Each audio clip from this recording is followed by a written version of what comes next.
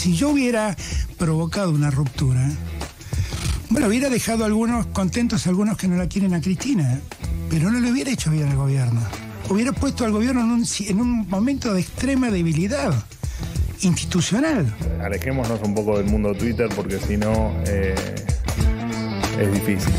El vocero, el único vocero del presidente y del gobierno soy yo. No hay una salida con el esquema actual, porque se hizo un esquema de políticas económicas que incluyó un ajuste tremendamente nocivo por la forma, por los contenidos, para el sistema productivo, que terminás siendo un fracaso político en cualquiera de las alternativas, por eso decanta en la dolarización. Entiendo que fue en el marco de visitas humanitarias a ver cómo estaba funcionando el sistema penal y en el medio pasó esto, pero me parece que fue una cuestión al tiempo y sin ningún tipo de sentido. Quiero decir algo, pero respetuosamente y suavemente.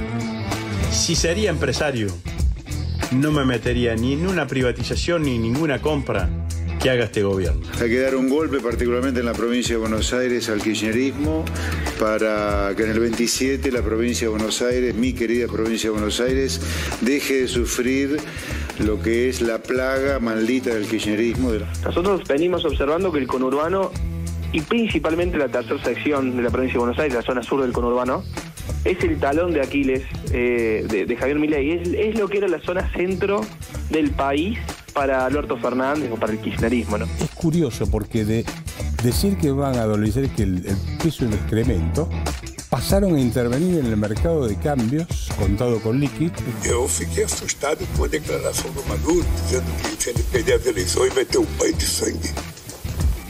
Aí o Maduro tem que aprender. Quando você ganha, você fica. Quando você perde, você vai embora. Vai embora e se prepara para disputar outra eleição. Então eu estou torcendo que aconteça isso por bem da Venezuela. Yo siempre quise defender a la selección argentina y a los argentinos, así que todas las demás interpretaciones la verdad que paso por alto y no me ofendo. ¿Qué tal? ¿Cómo están? Muy buenas noches. Bienvenidas, bienvenidos a QR. Bueno, mientras el presidente de la Nación disfruta de ópera en el Teatro Colón, aplausos y abucheos, como recién vimos durante el programa de Maxi Montenegro, dividida la sala como está dividida la sociedad argentina, mientras la hermana del presidente, la secretaria general de la presidencia, se coló en la apertura de los Juegos Olímpicos, rompiendo todos los protocolos habidos y por haber. Es un lugar que le tocaba al embajador argentino en Francia, mientras niega el gobierno la distancia efectiva que hay entre el presidente y la vicepresidenta. Podríamos decir que el gobierno o el momento del gobierno es un momento en desarrollo. A lo largo de QR, esta noche, cerca de las 11, cuando termine QR, vamos a tratar de mostrarles distintos momentos que están efectivamente en proceso. Ahora vamos a hablar sobre el momento económico a través de algo que Hernán Lecher nos contó el lunes pasado. Se hizo una pregunta muy sencilla, Hernán. Che, ¿están sacando oro del Banco Central a escondidas? Lo vamos a ver, como no te lo explicó nadie, ahora en QR, detrás de lo que se ve. Nuestra manera de ver la realidad. Pero también vamos a seguir hablando de lo que está pasando en las redes sociales y en la manera de hacer política desde las redes sociales.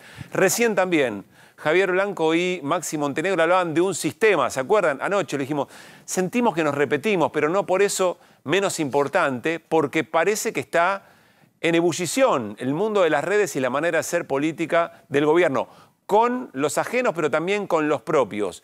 Y porque nos vamos a detener en algo, sí, las elecciones en Estados Unidos, pero el domingo hay elecciones en Venezuela, muy importante en la región, en el equilibrio político de la región, así que también vamos a hablar con alguien que está muy metido en ese tema para tratar de pasar el limpio que pasa. Será el programa de QR, será la hoja de ruta de esta jornada de martes. Buenas noches, ¿cómo anda? Martín Granoski, Fer Sorolini, Lina Hauser, Hernán Lecher, ¿todo bien? ¿Qué tal? Bueno, recién me llamó la atención, en la sala del Teatro Colón, Javier Milei disfrutando de la ópera Carmen, una obra extraordinaria, abucheos y aplausos, un poco el momento de la sociedad, ¿no? En el Colón pasa siempre esto con Milei. Sí, Es cierto, pasó en el arranque también. Sí. Que había algunos videos que mostraban los abucheos, Exactamente. otros canales mostraban los aplausos, pero conviven, ¿no? Una lógica del momento Sí, muy ciudad, La sociedad. Como la sociedad, dividida. claro. La sociedad, digamos, la sociedad dividida, pero igualmente hay que reconocer que pese a la imagen que uno tiene, porque la provincia de Buenos Aires, francamente, le es como más hostil, Sí. la ciudad de Buenos Aires no fue bueno el resultado de Milei. No, ni en la primera vuelta, realmente no es un lugar donde él se sienta... Es un lugar más Juntos por el Cambio. Es más Juntos por el A Cambio. ver, Entonces, si uno piensa, claro. el Colón no es una expresión 100% de la Argentina. Por supuesto. Con lo cual, dividido, quizás llama un poco la atención, tal vez. Ah, vos estás haciendo otra cuenta. Estoy haciendo Vos decís, soy contador. de un estrato social que uno, prejuzgando, podríamos decir, Sí. se juega más para el centro a la derecha, ahí tenés un escenario dividido. No, y además es, claro, el centro derecha y en todo caso es la división de la clase media. Yo pensaba El más en Colón. la clase media. Me parece que va por ese lado. Más clase Claro, media. clase media. Claro. Bueno, pero la clase media tiene distintos niveles, digamos, Bueno. hay sectores... Sí. No, Por eso, pero hay, ahí está. Claro, por eso, hay exacto, sectores tal cual. pretenciosos, sectores muy cultos, sectores que respetan a la cultura europea y no les gusta el modelo Milei, porque también es más pro este modelo yanqui duro, que Sí. tampoco Trump no es tan... No sé si es un tipo que sería aplaudido en el Colón. ¿se A ver, entiende? compartimos el momento en que Javier Milei llegaba al Teatro Colón y saludaba. No sé si es fuera del Teatro Colón o ya dentro del Teatro Colón. Dentro del Teatro Colón. A ver, dale.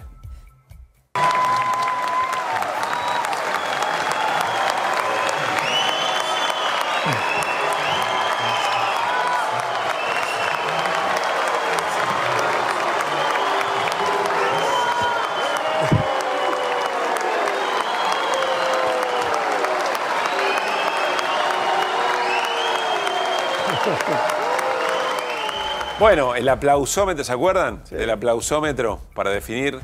¿Y eso qué gana? ¿Y el aplausómetro? Es una ¿Qué marca? duda, Porque- pero y está estás- el chiflómetro. Eran las dos al incendios, mismo estaban tiempo. fuertes los... Los abucheos estaban fuertes.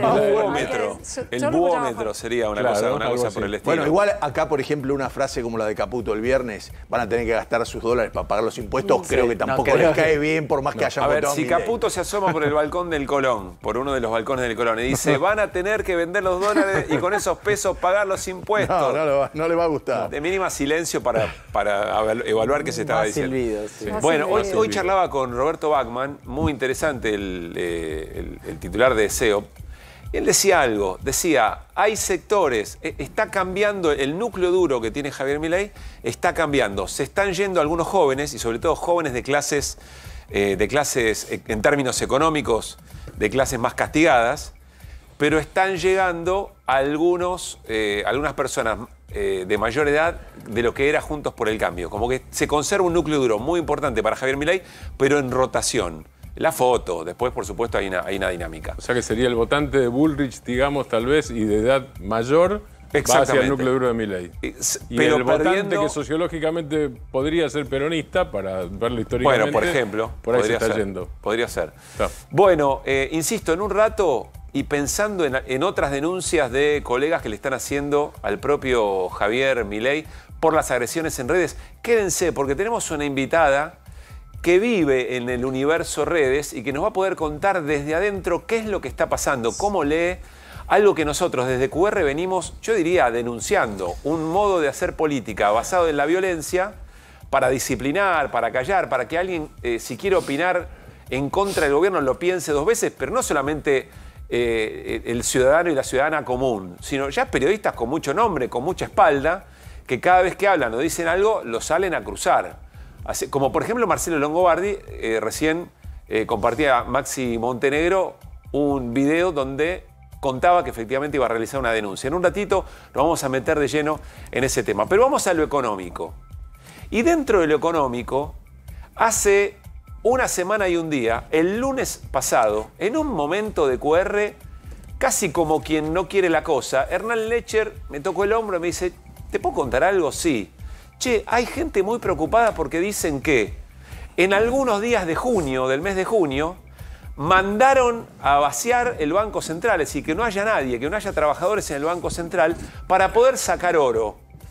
Y le preguntaba, che, ¿esto es habitual? ¿Cuál es el sentido? Y Hernán nos dijo algo muy puntual. Dice, bueno, puede no ser habitual, puede no ser grave, pero la pregunta, y es una pregunta política, que impacta en la política económica o en la mirada de la política económica, es ¿por qué lo hacen a escondidas? Vamos a repasar el momento en el que Hernán Lecher nos decía esto y vamos a hacer un resumen de algo que después estalló y que está en la tapa de los diarios y que tiene que ver con qué significa sacar el oro del Banco Central. Dale.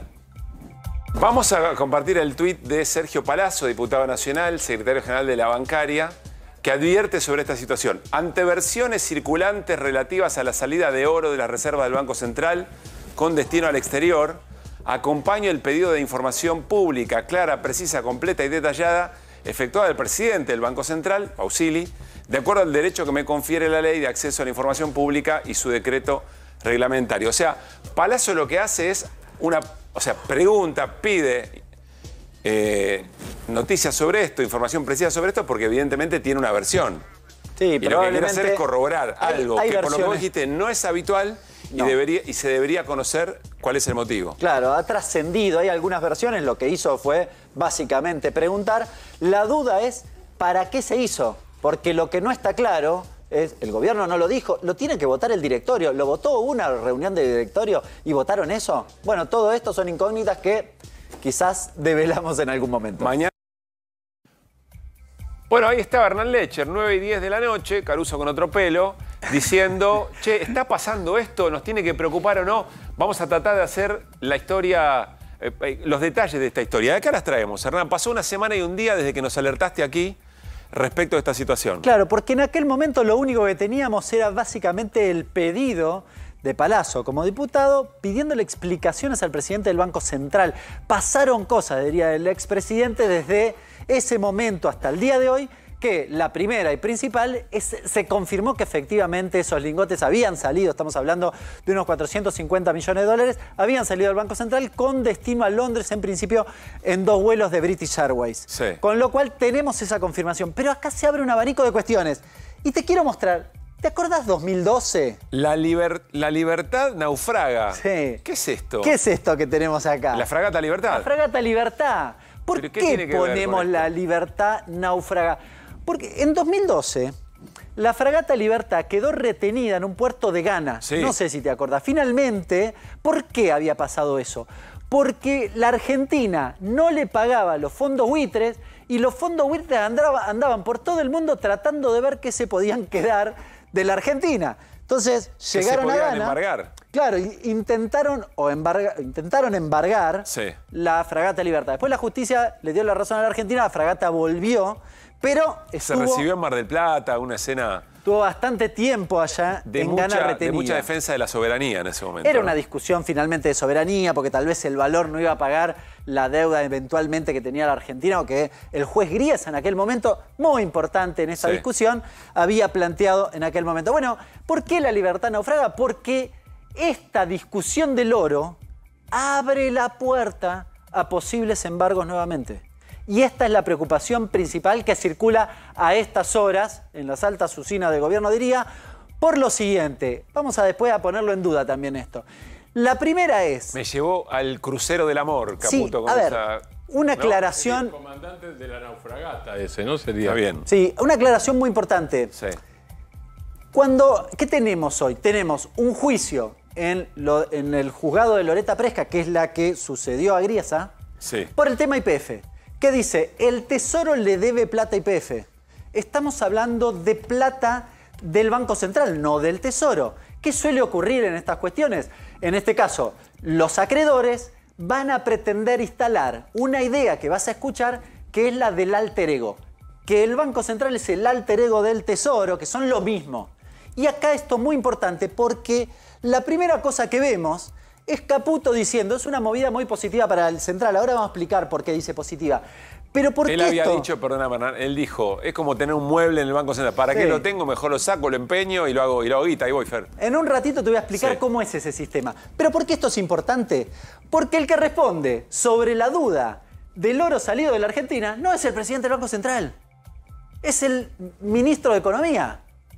Es el ministro de Economía. ¿Y qué es lo extraño? Y el acreedor va a decir... Che, yo pregunto sobre al Banco Central y me responde el ministro de Economía. Hay que pegarle el chancho, hay que el chancho chifle para que parezca el dueño. Claro, pero eso se llama, alguno puede alegar, no es mi expertise, así que sepan entender, ahí hay abogados que saben específicamente de esta cuestión, pero puede decir, Caputo es el alter ego de Pausili, con lo cual que me pague Caputo. ¿Y con qué? Claro. Con el oro. ¿Fer? A ver, falta un tema acá, que es que en junio... No termina, recién arrancamos la columna. No, falta un tema acá que es que en junio, porque estamos hablando algo de Nueva York, la plata giró hacia Inglaterra. Lo que hay que tener en cuenta es que en junio se perdió. En los tribunales ingleses dijeron que el no pago del cupón del PBI fue una trampa hecha por el gobierno argentino y hay 1.300 millones de dólares que ahora será apelado a Inglaterra y además no habría que pagarle porque tenés el conflicto de Malvinas, pero el Tribunal de Londres dijo, es cierto, esto está mal, y hay un juicio iniciado en Londres mismo, que están pidiendo 1.300 millones de dólares. En este contexto hay un juicio. Eso es peor. Y otra cosa, Inglaterra tiene una tradición que es esta. Gaddafi, cuando se quiso amigar con Inglaterra, giró 7.000 millones de dólares de Libia a los ingleses. Y lo mismo pasó con ¿viste los magnates rusos que eran dueños de equipos de fútbol? Sí. En Inglaterra ahora hay algunos que son de los árabes. Sí. Si se pelean con los países, los ingleses, la plata de Gaddafi se la quedaron y a los rusos le sacaron la plata. Es decir, ninguna neutralidad. Es decir, ¿por qué no te la voy a sacar a vos? Ahí, pero está bien, pero ahí cruzamos un límite, porque hay otras discusiones. La Argentina no está en un escenario de ese tipo. Es cierto que el oro en Londres o donde esté, porque uno puede decir, ahora vamos a ver, no sé si no fue a Suiza, al Banco de Basilea o demás. Sí. Es decir, en realidad cualquier acreedor de la Argentina puede decir, yo quiero que le embarguen bienes. Y vamos a verlo en un ratito, no es solo el oro, ahora lo vamos a ver. Dale. Pero la segunda imagen que tiene que ver con la libertad náufraga es la conferencia de prensa bendita de ese viernes, ¿te acordás? 28 de junio. Que el lunes arrancó con una corrida, de nuevo, presidente del Banco Central, Sí. ministro de Economía, dando noticia de política. Juntos. Claro, de nuevo. ¿Qué pasó con la autonomía del Banco Central? Alguno puede decir, pero si están diciendo las dos cosas juntos, Sí. son lo mismo. Y la tercera, que no es menor, es un segundo tema vinculado a la cuestión del oro. Está muy chiquitito. Pablo Quirno es el secretario de Finanzas del Ministerio de Economía. ¿Ese es Pablo Quirno? Este que... Sí, Pensé que era Pablo Ibáñez, te lo juro. Muy parecido, ¿no? Es muy parecido a Pablo Ibáñez. Pero sigamos porque nos vamos a perder. No, es Pablo Quirno. Se va a enojar Pablo Quirno. Sí. Pablo Quirno. ¿Qué dice? ¿Te acordás cuando arranca la corrida y la duda está sobre el pago o los bonos en dólares? ¿Dónde vamos a sacar los dólares para pagar los bonos? Sí. Bueno, el gobierno hace una movida y la tuitea Pablo Quirno que dice, miren, quédense tranquilos, el Tesoro va a depositar en una cuenta en el Banco New York Mellon, en el Boni, 1.500 millones de dólares para que ustedes en diciembre, enero cobren la cuota que corresponde. Si alguno tiene duda, si hay una duda de que le vamos a poder pagar, acá está la guita, ya la separamos. Sí. ¿Se puede embargar esta plata? Decímelo ¿Sabes dónde vos. está? ¿Sabes quién es el Boni? ¿Quién? ¿Te acordás el conflicto que tuvo la Argentina cuando le quería pagar a los bonistas y los holdouts habían ido a Griesa a decirle, che, no nos paga a nosotros? Griesa le dio una orden al Boni y le dijo, no paguen. El Boni tenía la plata de la Argentina y no se la daban los acreedores porque los bonistas se la habían parado vía Griesa. Claro, Grecia había dicho, no le podés pagar a unos sí, unos no, Sí. le tenés que pagar a todos. Loreta Presca, ¿qué va a decir ahora? Es ¿No la va a jueza seguir que la reemplazó a- tradición de Griesa? ¿No va a decir esta plata que está en el Boni vaya para Pero los para que... Hernán, Argentina no ha incumplido ningún pago. ¿En qué? No hay default en este No, momento. no, pero si yo soy un accionista, por ejemplo, si estoy en el juicio de YPF, Sí. que está acá, Bien. le digo a Loreta Presca, embárgueme esa plata también. El oro y esto. El oro y En esto. el marco de una discusión ya abierta donde Argentina tiene fallos Exacto. en contra. Perdón. Ponele Esta- además lo que nos dijo Fer. Pero esta plata que está acá, esta plata está, vamos, la verdad estamos yendo al usurero, al Montepío, como decían en 1920. Está la gente llevando las pocas cosas que quedan a ver si nos dan la plata, porque vos no podés pagar con oro, tenés que pagar con dólares. Entonces van a dejar en garantía el oro para que nos presten Ahí los vamos a dólares. explicar eso. Ahora, expliquemos eso. una cosa no menor, Sí. que hoy salía en algún medio muy importante. Si vos querés pagarle básicamente a los bonistas, o perdón, a la deuda de YPF, necesitas la aprobación de YPF del Congreso. Sí. Bien, acá tenemos a Germán Martínez, ahora se lo vamos a preguntar. Necesita la aprobación del Congreso, pero si te la embargan, no. ¿Se entiende? Sí, es claro. una forma de pagar sin pasar por el Congreso. Sí.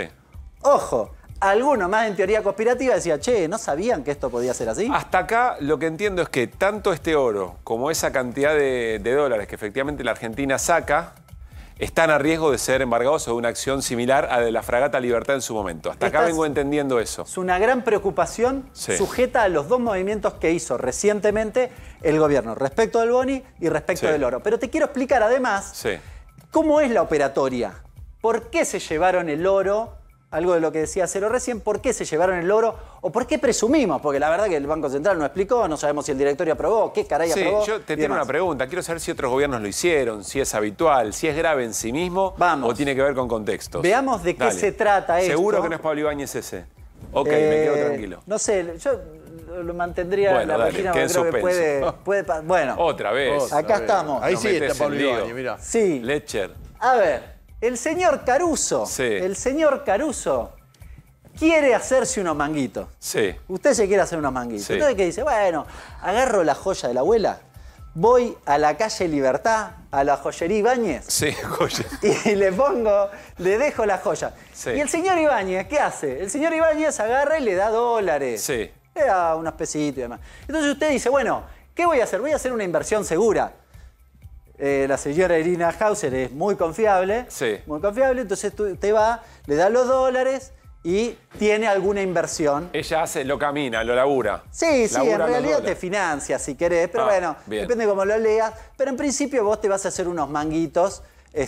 Yo me hago unos mangos con los dólares que me dio Joyería Ibáñez, con a tu cambio oro. le dejé el oro. Claro, exactamente. Lo pongo en Irina, Irina me da un retorno. ¿Se entendió? Sí, hasta bueno, acá sí. Cambiemos los actores. Acá es bastante se va a sencillo. complicar. Vamos a, ahí está. Vos eras el Banco Central. Vos eres el Banco Central. Tenés el oro. Básicamente, se los dejás en garantía, por decirlo de algún modo, al Banco de Pagos Internacionales, supongamos, presumimos que puede ser esto, es el Banco de Basilea, te dan los dólares, con eso invertís y comprás bonos de la Reserva Federal. En realidad es bastante más sencillo, porque te dan algunos puntos, te cobran algunos puntos por allá y te dan algunos puntos por acá. Se entiende.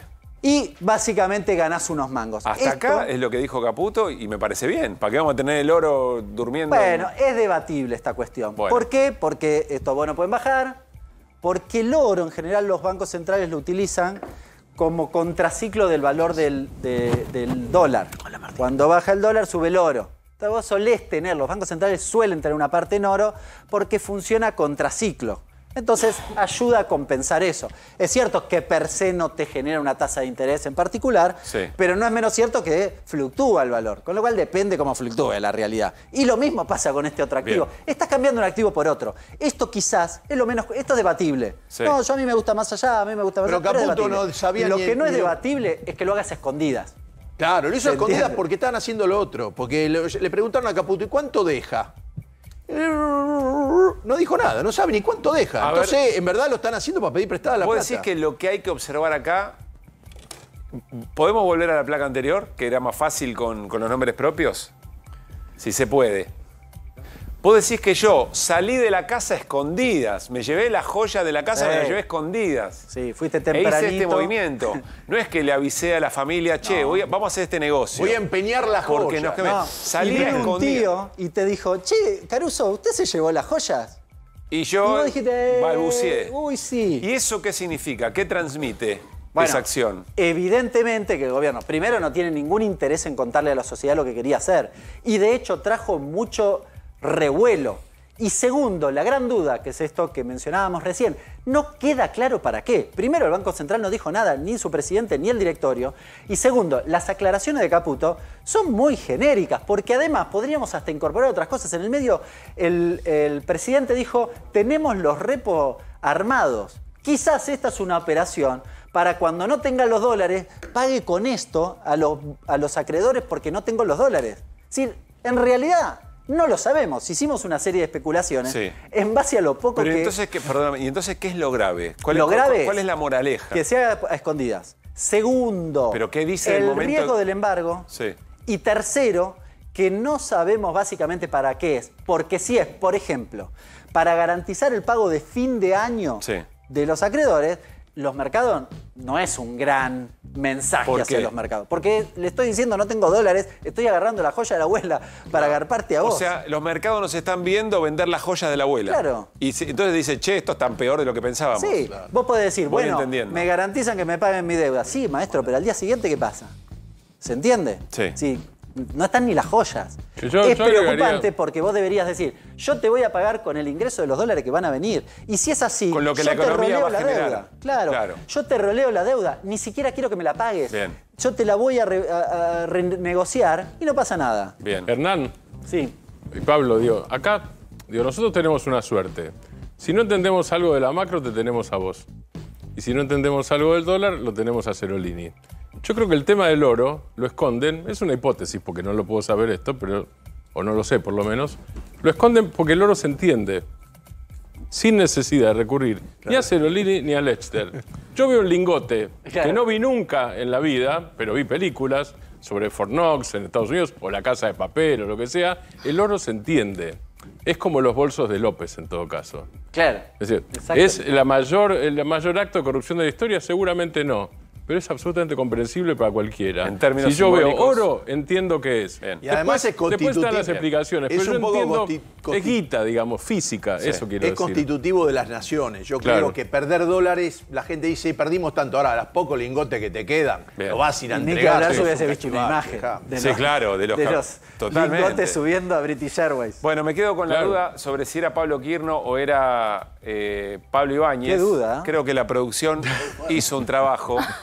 Bueno, digamos que era el gorrito lo que... ¿Cuál es cuál? Tenés que tapar como la Hay parte... uno que es pobre, que es Sí. más pobre que el otro, por lo menos. Está muy bien. Bueno, hemos encontrado una similitud. Nos vamos a la mesa.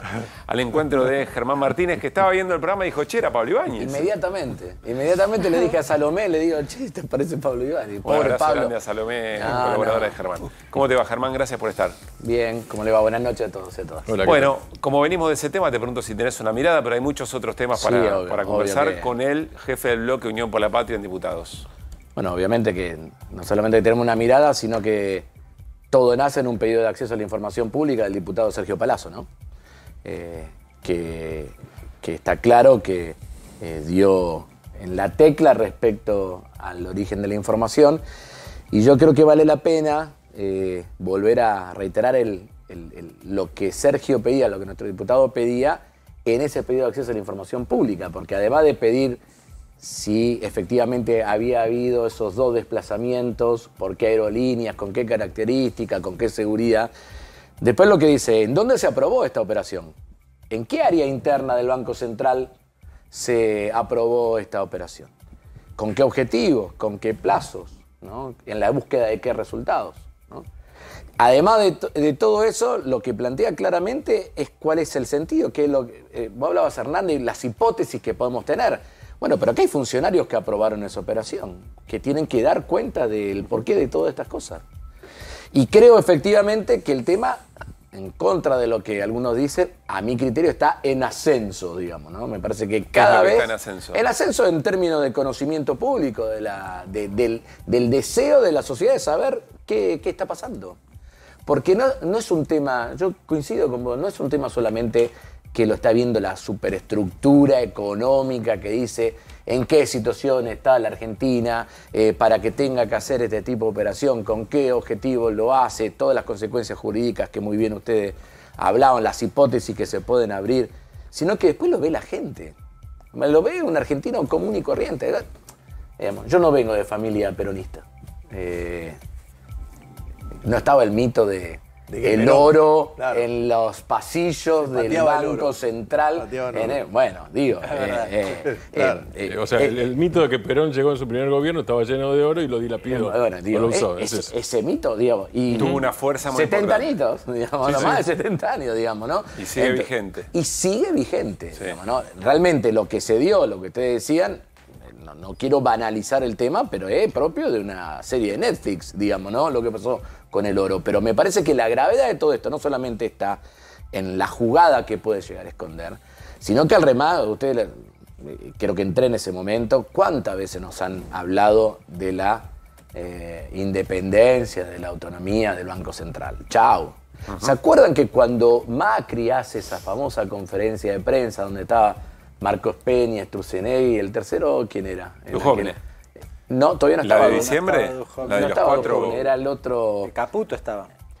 Caputo estaba. Caputo. ¿De cuál estamos hablando? ¿La de diciembre, la que corrige las metas? El jefe de gabinete. Se acababa de aprobar el jefe de el gabinete. presupuesto y entre fiestas. Había 4 personas. Sturze. Estaba Sturzenegger, estaba Caputo, Duhovne y Peña.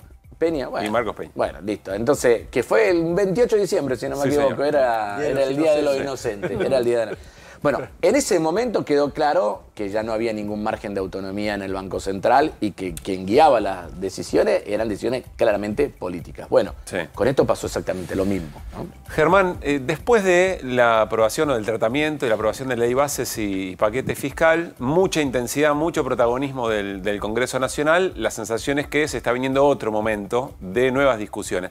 ¿En qué momento entra el Congreso? ¿Qué es lo que el gobierno intenta hacer a continuación? ¿Y cómo está la escena? El gobierno, por un lado, intenta instalar algunos ejes de debates que no han quedado del todo claros, excepto con el ingreso del proyecto de baja edad de imputabilidad. Sí. En el resto es como que tira temas de discusión pública que hay que ver cómo se terminan materializando en concreto, en proyectos concretos, o en el Senado o en la Cámara de Diputados. Ahora hay uno de flexibilización para la tenencia de armas, ¿no? No, ese ya está dictaminado. Ah, ya tiene dictaminado. Ese es un blanqueo de arma de fuego. Ese se trata el 7 de agosto, ¿no? Ese está pedido por el bloque de La Libertad Avanza para tratarse el 7 de agosto. Es un blanqueo. Es un proyecto que tiene dos patas. Primero es un blanqueo de arma de fuego en un momento donde necesitamos cualquier cosa menos blanquear armas, ¿no? Y en segundo, quien tiene un arma de manera ilegal tiene una ventana de tiempo para declararla. Para regularizarla. Para regularizarla. O sea, ilegal porque puede ser robada, ilegal porque no la No, básicamente porque no tiene hecho las autorizaciones, los trámites ante la MAC, ante el organismo regulador. Después tiene una parte que es positiva, que es extender el periodo del programa de entrega voluntaria de armas, los cuales nosotros estamos de acuerdo. De hecho, hemos sido impulsores de todo eso, ¿no? Pero no me quiero ir por la rama, pero lo que te digo... Pero el blanqueo, porque quizás el blanqueo no es tan malo. En realidad que tiene beneficios para que te den la autorización. Pero claro, se queda porque un igual tiempo... ya la tiene el arma. Y lo que yo recuerdo... Claro, además, bueno, pero la pregunta es, la persona que te está pidiendo... Es mucho tiempo, aparte de la todo. persona que te está pidiendo blanquearla... Sí. ¿No vas a hacer ningún análisis de por qué tenía esa arma sin declarar? No se pregunta nada. Nada.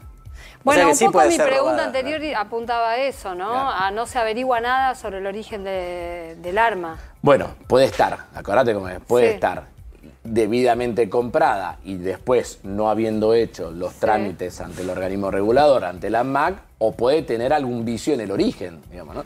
Pero ante cualquier cosa, lo que menos se necesita es una situación de blanqueo, digamos. Estamos yendo absolutamente para el lado contrario, digamos. Nosotros lo dijimos, lo único que nos falta en Rosario, además, es un blanqueo de arma de fuego, ¿no? Me parece que hay que mirar ese tema con atención. Pero estábamos hablando de la agenda. Sí, las digamos, agendas, ¿no?, que se vienen. Entonces, por un lado, trabaja sobre algunos expedientes, amaga con una reforma política que acordate que la intentó, que la incluyó en el primer formato de la ley Ómnibus, hasta inclusive en aquel momento era ministro del Interior Guillermo Francos y fue a defender ese proyecto, perdió 6-0 en esa comisión.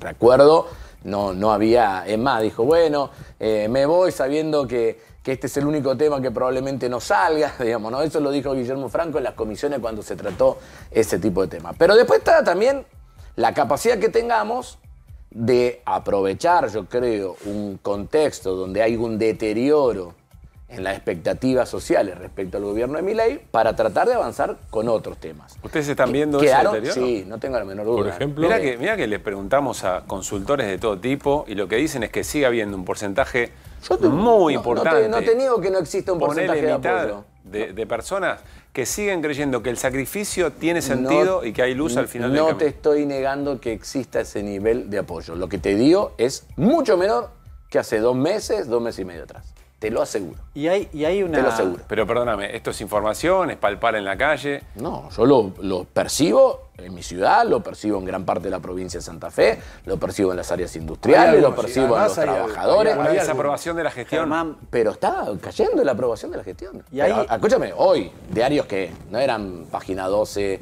ni ninguna cosa. Hoy ahora las encuestas que preocupan al gobierno, la de la Universidad de San Andrés y la del Ditela, la encuesta del fin de semana de Córdoba.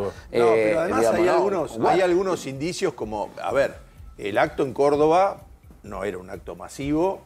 Se hizo en lo de Tucumán, se hizo a la noche, uno puede pensar. Te faltó nombrar lo de Rosario, fue paupérrimo. Fue paupérrimo lo de Rosario. El Día de la Bandera. Y están cayendo notoriamente los ratings de los programas donde él concurre, que antes no pasaba. Pero olvídate, a ver, parece una pavada, pero... salgamos de los números, Hernán, digamos, ¿no? Yo lo que te quiero decir, los que tenían certezas plenas tienen dudas. Los que tenían dudas empiezan a murmurar que no, eso está pasando. Vayan a cualquier lugar. Lo que digo es, a veces yo siento que tenemos demasiado el registro en datos innecesarios. No se está hablando en la cola del supermercado del gordo Dan o de la cuenta de Santiago Caputo. No se está hablando de eso. Se está hablando de otra cosa. Y lo que sí creo que en aquellos que ya venían críticos están más críticos y han reforzado sus críticas en ese momento. Sí. ¿Y hay una actitud de la oposición de esperar a que la sociedad se canse de Milei? No es la actitud que tuvimos nosotros. Te digo, más recientemente. ¿De quién?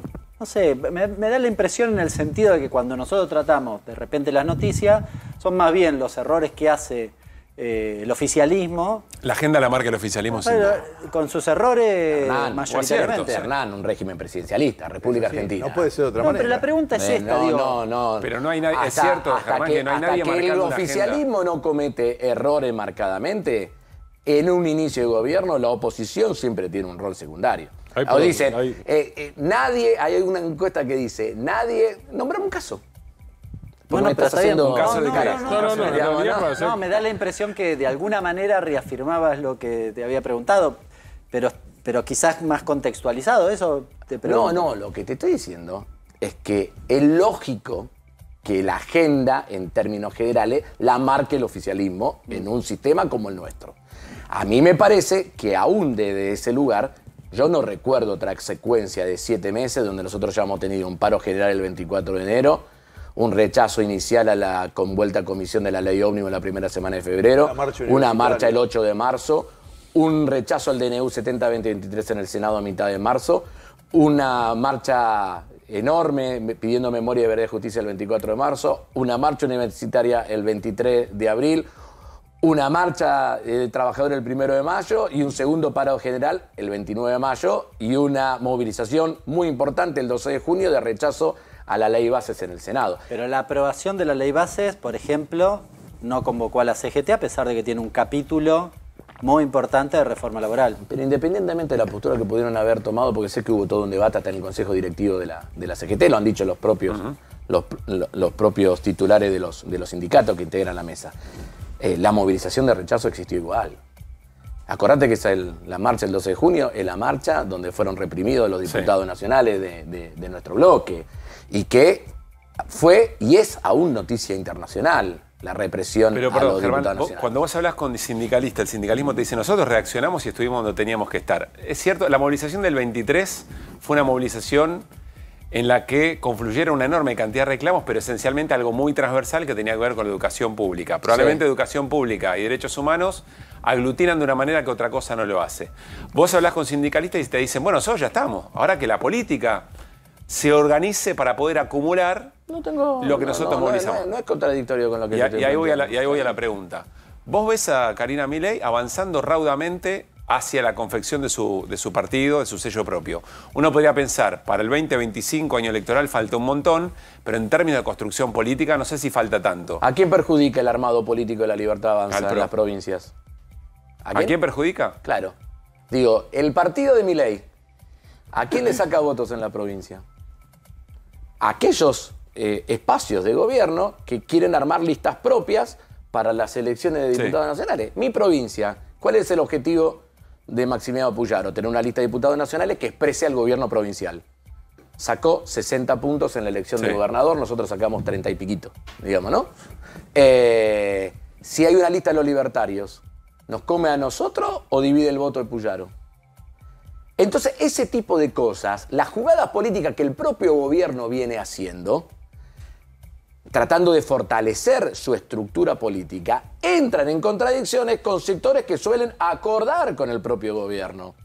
Entonces te digo, la política va a tener naturalmente un dinamismo en esta parte del año que va a tener más que ver con cómo se posicionan los llamados bloques o los opositores dialoguistas respecto a Milei y no respecto a nosotros.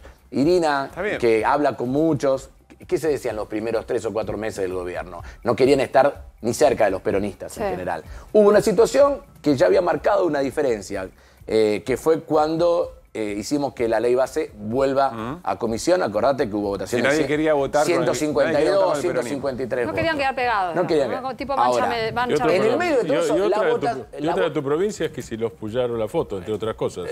Si querés. Sí, bueno, después, si querés, es otra cosa, digamos. Yo después hasta soy beneficiario de esa foto por las herramientas, los móviles que puso el gobernador de la provincia de Buenos Aires a disposición de la provincia de Santa Fe. Mi barrio se patrulla con camioneta de la policía bonaerense, digamos, ¿no? Una solidaridad impresionante. Pero otra idea. Lo que te decía, que ahora lo que yo noto es que en realidad es qué tan cerca o qué tan lejos estoy de Milei. Ese debate está en un sector de la política argentina que quiere disfrutar del calorcito oficial del poder de Milei, pero que cuando está muy cerca, ese calorcito oficial se transforma en algo que te quema. Y lo dijo Bullrich la semana pasada, ¿se acuerdan? La Libertad Avanza ya absorbió los votos del PRO. Sí. ¿No? ¿Qué sienten muchos de estos espacios? Que si están con Milei, si a Milei le va bien, el espacio político que ellos intentan representar lo ocupa Milei y lo va a hegemonizar Milei. Y si a Milei le va mal, lo va a arrastrar con ellos. Van a perder sentido. Pero Germán, a ver, yo te escucho y yo digo, está bien el análisis, incluso nos viene bien porque a quienes miramos de una manera más generalista la política nos ayuda a entender las tácticas, las estrategias, pero ahí estás observando qué están haciendo los otros. A lo que te preguntaba Hernán, también hay una observación, y vos lo decías, de a ver cómo la sociedad va empezando a mirar de reojo, a murmurarle al gobierno de Milei. Pero acá la pregunta es, ¿qué es lo que pasa con el peronismo, propiamente dicho? Que no aparece una voz de conducciones que acumule, que no aparece, no se sabe si va por el lado de Moreno en la bravuconada, si va por el lado del programa y del incentivo del programa, o si va a una nueva cosa distinta. Inclusive yo lo digo, miren, si nosotros tuviéramos un espacio político donde todos los liderazgos estén definidos, donde todos los roles estén definidos, hasta sería un eje más ordenador del funcionamiento de mi bloque parlamentario, que para llegar a conclusiones tenemos que debatir y mucho, porque se debate mucho en nuestro bloque, hasta llegar a las posiciones que efectivamente tomamos. Ahora, lo que yo siento es que esa instancia todavía no está. Ese eje ordenador no está. Y por lo tanto hay una tarea que tenemos que hacer nosotros. ¿Qué 2 tareas para mí tenemos que hacer nosotros? Una, representar a los que nos votaron. Te lo digo cada vez que vengo acá. La primera tarea... Eso lo están haciendo en el Congreso. Bueno, eso en el Congreso no lo es están poco. haciendo. No, ¿estaba en el 2016 eso, Pablo? No. Bueno, entonces digo, y no porque nuestro bloque no haya querido estar parado ahí, porque yo recuerdo los esfuerzos de Héctor Recalde para parar al bloque en ese lugar. Ahora, había otros compañeros que se habían ido a otras carpas. Y que le dieron votos a Entonces, Macri. no es esa la situación. Y ¿Cuál es el otro elemento? Segundo elemento, que yo creo que la clave también de este tiempo, es en la medida de que pasa el tiempo, no se observan por parte de la sociedad en su mayoría percepciones positivas respecto al gobierno de Milei, yo creo que nosotros tenemos que complementar, no modificar, complementar esta tarea reactiva de oposición al gobierno de Milei con una postura propositiva. Nosotros hay temas, como hicimos la cuestión previsional, donde fue la mayoría más importante que se sacó en la Cámara de Diputados, 162 votos afirmativos, tenemos que buscar ese tipo de experiencia. ¿Cómo sigue eso? Es que eso, ¿Cómo sigue? Eso es lo que te estoy diciendo, esa mayoría la construís con los que le votaron un pedazo de la ley base. ¿En qué estado está? Porque la gente de los que están jubilados están esperando que eso se resuelva. ¿Qué cosa? Que el tema previsional. Está en el Senado. Tiene que tener los votos. Por eso, pero ¿qué? ¿Está durmiendo? ¿En qué estado está? No, bueno, nuestro bloque no quiere que se duerma, pero a ver, cuando uno... pero queremos saber los diálogos. Se llegó a un acuerdo con la oposición para tratarlo y lo hicieron bien. El diputado, ahora sí. Sí, bueno, pero por eso debe saber ustedes. En el Senado, acordate que nuestro bloque busca que ese tema esté en la agenda parlamentaria al mismo tiempo que la ley bases. Y fueron los mismos que le dieron los votos a Sí, que le dijeron hay que ley esperar un base, par de semanas. los que lo corrieron Lo para corrieron un par de adelante. semanas. Pero ahora Y ¿en qué estado está? ¿No se sabe? No, Se supone que en la próxima sesión no avanzaron se va hasta a en eso. tratar. Ojalá que lo podamos hacer. También yo te podría decir lo mismo. Nosotros tenemos dictaminado la recuperación del Fondo de Incentivo Docente y el financiamiento de las universidades desde hace 2 meses. Y el radicalismo tenía pedida una sesión para la primera semana de julio. ¿Qué hicieron? La levantaron. Ahora, yo siento que te estamos interpelando como dirigente... A mí me encanta que me interpelen. Que te interpelamos como dirigente del peronismo. Sí. Y vos nos contestás como jefe de bancada. Es decir, nos contestás con la estrategia. Bueno, pero esperá, el Congreso es un espacio y el Congreso está a la defensiva tratando de contener y amalgamar. La pregunta es por qué no aparecen otras iniciativas, imaginación política para plantearle una agenda distinta al gobierno en vez de esperar que se deteriore el vínculo de la sociedad con... No siento que hay una espera. En eso hay una diferencia. No siento que haya una espera. Bueno. Yo agarro y veo cómo se está comportando el peronismo y los compañeros peronistas a lo largo y ancho del país y no siento que sea una actitud Los gobernadores que no fueron... Si hubiera una actitud de espera... Escúchame, vamos a lo concreto. Si hubiera una actitud de espera, Palazzo hubiera dicho, ¿presento o no presento el pedido de acceso a la información pública? Si hubiera una actitud de espera... Pero son acciones, son estiletazos. Uno no siente que vaya acumulando. Pero pará, es una mirada. Que vaya acumulando en otro orden. Porque vos decís, bueno, van 7 meses, pero es difícil pensar un gobierno que haya deteriorado tanto y que haya avanzado tanto. Una agenda absolutamente antagónica como lo que ha hecho Milei en este tiempo. Son apreciaciones y son... No, yo te entiendo preguntas a un dirigente, no te un legislador. entiendo tus apreciaciones. No, yo hoy ocupo, más allá de mi... hoy ocupo un rol, que soy presidente de un bloque. O tengo una tarea de conducción táctica de un bloque, no soy, en términos de conducción política, el que define la estrategia. Ahora, me hago cargo de lo que me corresponde. Bien. Y de lo que me corresponde de hablar con la mayor cantidad de compañeros y compañeras. Yo no creo... Sí, te digo, Pablo, Germán, no siento que el peronismo esté parado en ese lugar. Yo veo a los compañeros y compañeras de todo el país que están haciendo 2 cosas. Uno, oponerse, insisto, alguno le podrá bajar el precio, alguno podrá decir, no alcanza, es una parte, claro. No alcanza. Es un montón. 44% argentinos eligieron otra opción política. Y nosotros tenemos que laburar, lo he hablado con vos en algún momento, lo hablé hace un tiempito atrás con Eduardo Aliberti, lo digo acá. Nosotros tenemos que recuperar capacidad de interpelación a la periferia del voto de Javier Milei. Que ahí hay gente que votó Cristina 2011, Massa 2013, Macri 2015, Macri 2017, o primeros Alberto 2019. O primeros votantes. O primeros votantes, digamos. ¿Qué haces, Germán, con los primeros votantes? ¿Cómo hablas ahí te hablo de los primeros votantes porque eso es un tema, el tema de los es un tema de los jóvenes. Y no jóvenes y no tan jóvenes. Pero lo que te digo es, si hay antecedentes, ahí hay argentinos y argentinas que más de una oportunidad nos acompañaron. ¿Por qué nosotros no vamos a poder recuperar interlocución con ellos? ¿Qué tenemos que hacer para eso? ¿Qué cosas para atrás hay que saldar y qué cosas para adelante tenemos para saldar? Y hay chance de que lo hagamos. Yo estoy convencido de que hay chance de que lo hagamos. Vamos a una pausa acá, sé que hay una pregunta pendiente de Martín, ahí volvemos porque hablas de lo que pasó. Hoy habló Alberto Fernández con Tenemon y con 7K, extensa charla. Algunos dicen, habla Alberto Fernández, festeja a Milei, pero nosotros recordamos un tramo que nos parece interesante respecto a Alberto Fernández observando su propia gestión. Lo compartimos. Como que dejamos la desocupación más baja de la Argentina.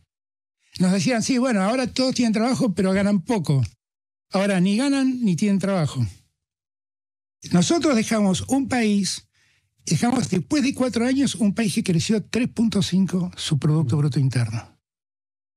Es lo que calcula el fondo que va a caer este año Milei. Macri había dejado un país con 3.9 de caída.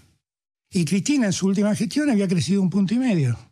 O sea, con todo lo que nos pasó, crecimos el doble que el último mandato de Cristina. Alberto, ¿y por qué? Y estos datos no los estoy inventando yo, son datos que están en el INDEC, solo que no se cuentan. Ahora, porque se ha instalado esta idea de que, bueno, lo que pasa es que el gobierno fue un desastre. Y todos lo repiten, y todos lo repiten, y todos lo repiten. A ver, uno piensa que estas reflexiones hechas sobre el final del mandato de Alberto Fernández o los primeros meses del triunfo de Javier Milei tienen una evaluación.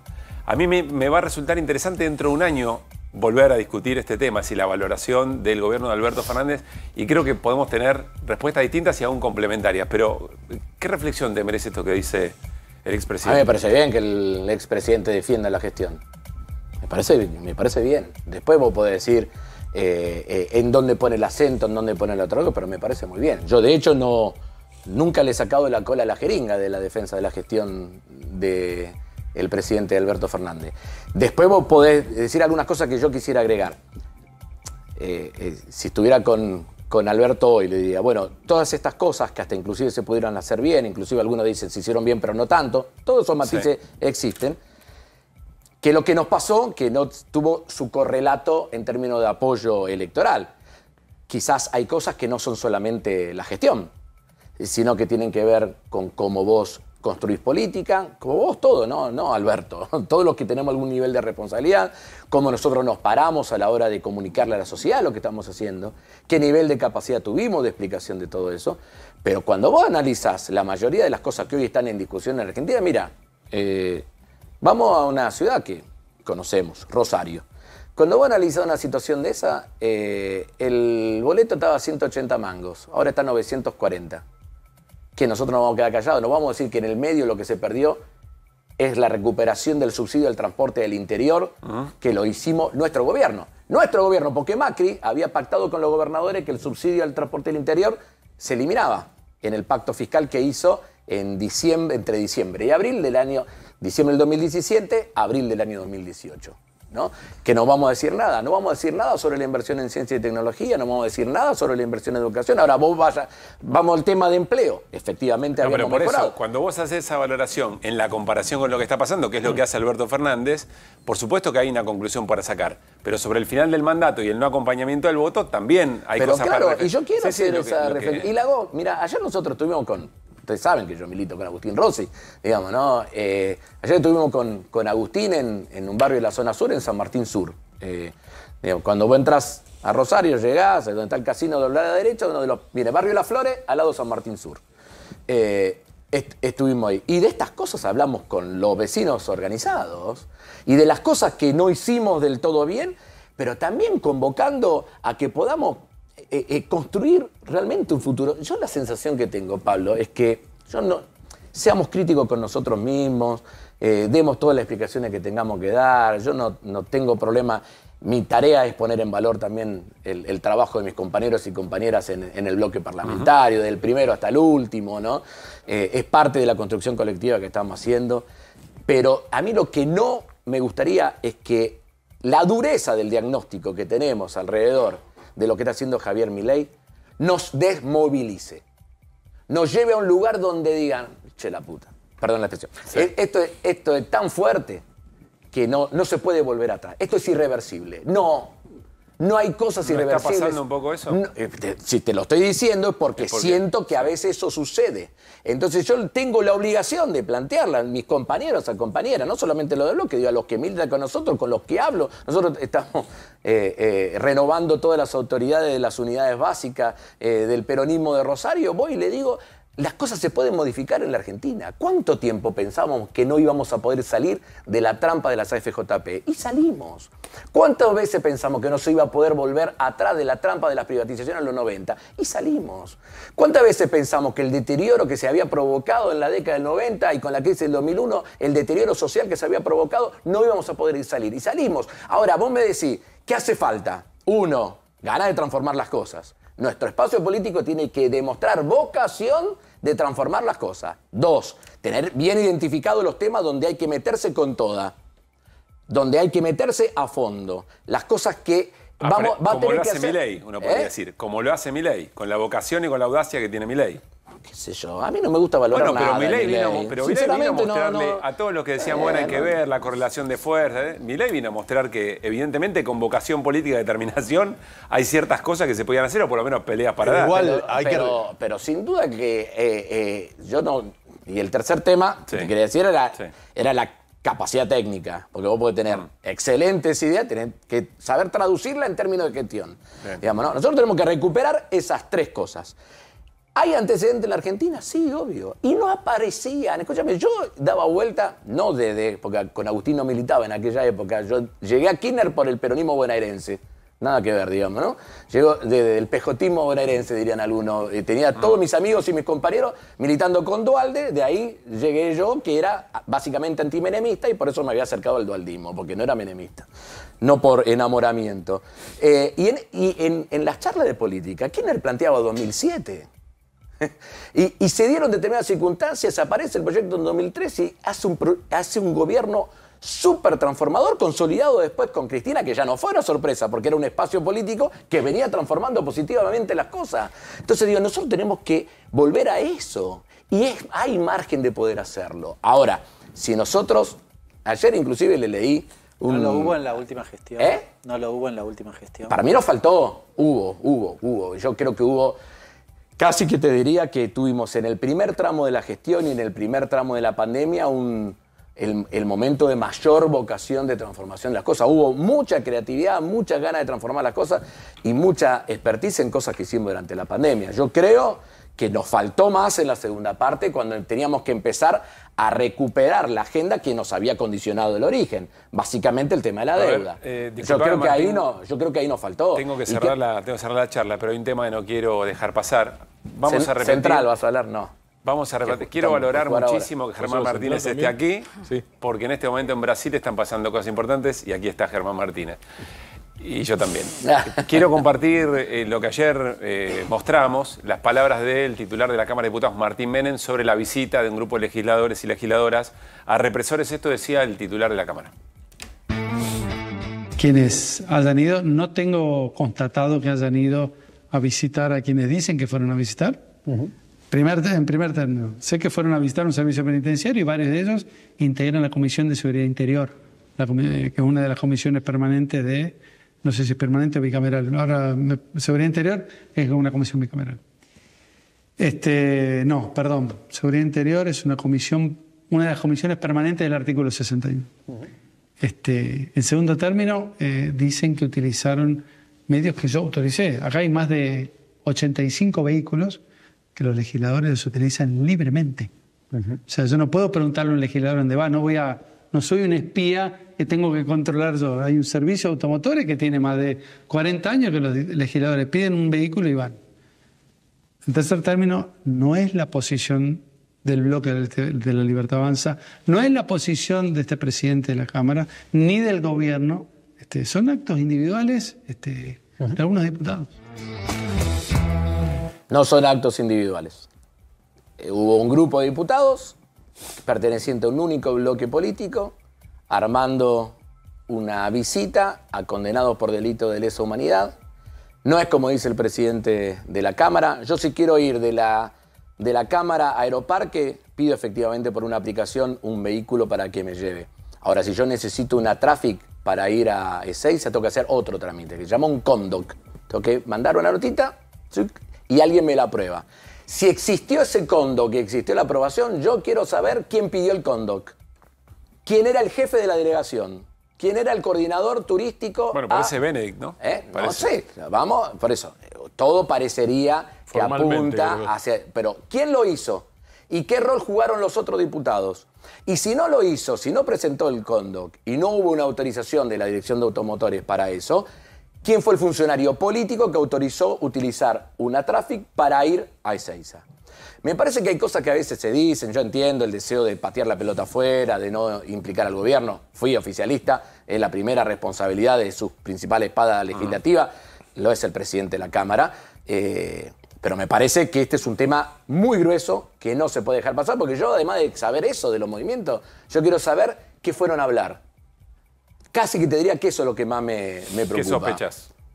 O una flexibilización para alcanzar las prisiones domiciliarias, o sea, una flexibilización en el cumplimiento de la pena, o iban a negociar un proyecto de ley parecido a una amnistía, o estaban conteniendo políticamente a quienes quieren un indulto del presidente de la Nación. Estas cosas pueden estar. Y nosotros tenemos la obligación, para eso está el artículo 188 de nuestro reglamento, de hacerlo. Son temas gruesos, como también un tema muy grueso lo que pasó hoy con el tema inteligencia. 100.000 millones de pesos más para gastos reservados, pasémoslo, 105 millones de dólares oficiales. 105 millones de dólares. Ahora vamos a charlar en detalle con Pero Martín. ustedes que acá tienen varios que vienen siguiendo hace rato. Con nuestro gobierno, los gastos reservados eran el 4% de los recursos totales de la Agencia Federal de Inteligencia. ¿Y ahora con esto? El 75. El 75, pero aparte, este fue el cuadrito que presentó Presidencia, ¿no? La Dirección de Inteligencia Criminal, la Dirección de Inteligencia, la DINIC, ya tiene sus fondos reservados. La Dirección de Inteligencia Estratégica Militar ya lo tiene. ¿Dónde va a estar el grueso?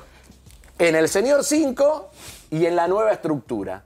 Dentro de la nueva estructura, ¿cuál es mi hipótesis? Por eso yo creo que nosotros tenemos que generar las condiciones para rechazar el DNU del cambio de estructura en inteligencia, porque se tiene que mandar por ley, porque las reformas en inteligencia tienen que tener un consenso necesario de una mayoría importante de la fuerza política. Pero además de eso, tenemos que rechazar esto, porque a mi criterio viene solamente a este cuadrito, que es la Agencia Federal de Ciberseguridad. Miren ahí, miremos ahí. No vaya a ser que terminemos con esos 105 millones de dólares adquiriendo equipamiento que se producen en muy pocos países, casi en uno, el más importante de todos, Israel, ¿no? No vaya a ser que terminemos adquiriendo cosas que después decimos que lo utilizamos para la inteligencia estratégica y terminemos ya sin ni siquiera requerir la ex OJ o la Judeco hoy. Para intervenir los teléfonos. Para intervenir el teléfono. Hay que tener mucho cuidado. Yo creo que hay que avanzar en esos dos temas y hay que mirar eso. Oh, qué casualidad, no se conforma la comisión. Hace 8 meses que está sin conformarse la comisión bicameral. Con una discusión fuerte interna entre ellos, respecto de la entre ellos, entre justamente los que están con Karina y los que a mí realmente no quiero entrar en ese debate porque me hace acordar a otros tiempos de la historia, digamos, ¿no? Que algunos terminaban posicionándose sobre azules o colorados. A mí, bueno, entre Onganía y Rojas, los dos me parecen un desastre, digamos, no me parecen... A ver, quiero decirte que acabas de hacer la columna de Martín Granowski. Hagamos una cosa, agregale algún elemento y cerramos. Hay una cosa que tiene que ver con lo que acaba de decir Germán. Digo, poca gente lee los decretos. Me consta eso. No estoy diciendo que vos no lo leas. En el decreto, en el DNU que citaba Germán recién, hay una palabrita que dice que esto se hace por DNU, por la cadencia, usa la palabra cadencia.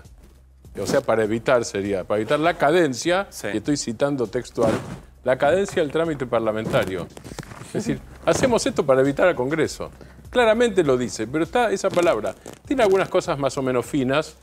Tiene la inclusión del tema del intento de magnicidio contra Cristina, por ejemplo.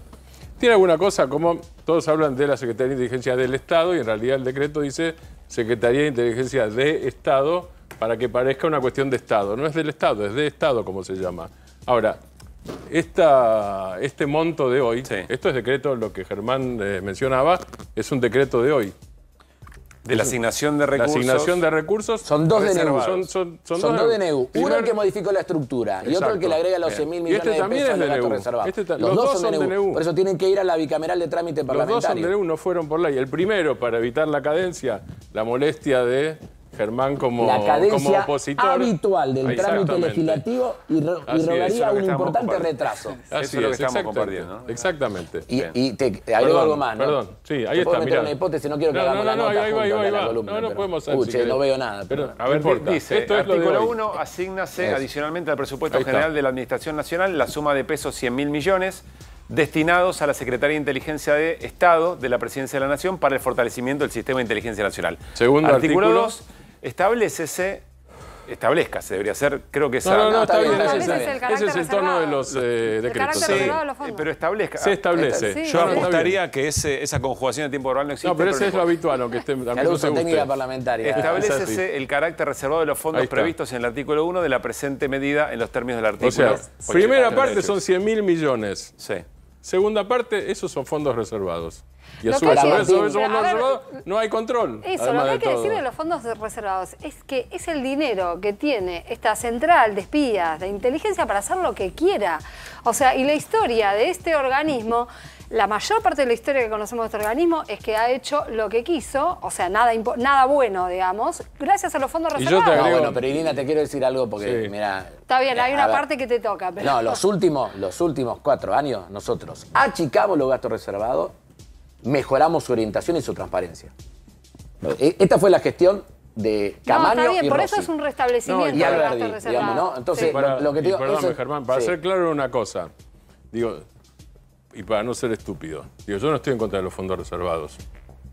Estado sin fondos reservados de inteligencia es un Estado que no existe. Y el topo quiere ser topo para una parte, pero no quiere ser para otra. Ahora, claramente no hay un uso, por lo menos a la vista, habría una contradicción. ¿Cuál es uno de los objetivos de la Argentina? ¿Cuál es uno de los objetivos de la Argentina? Acelerar la recuperación de la soberanía efectiva sobre las Malvinas.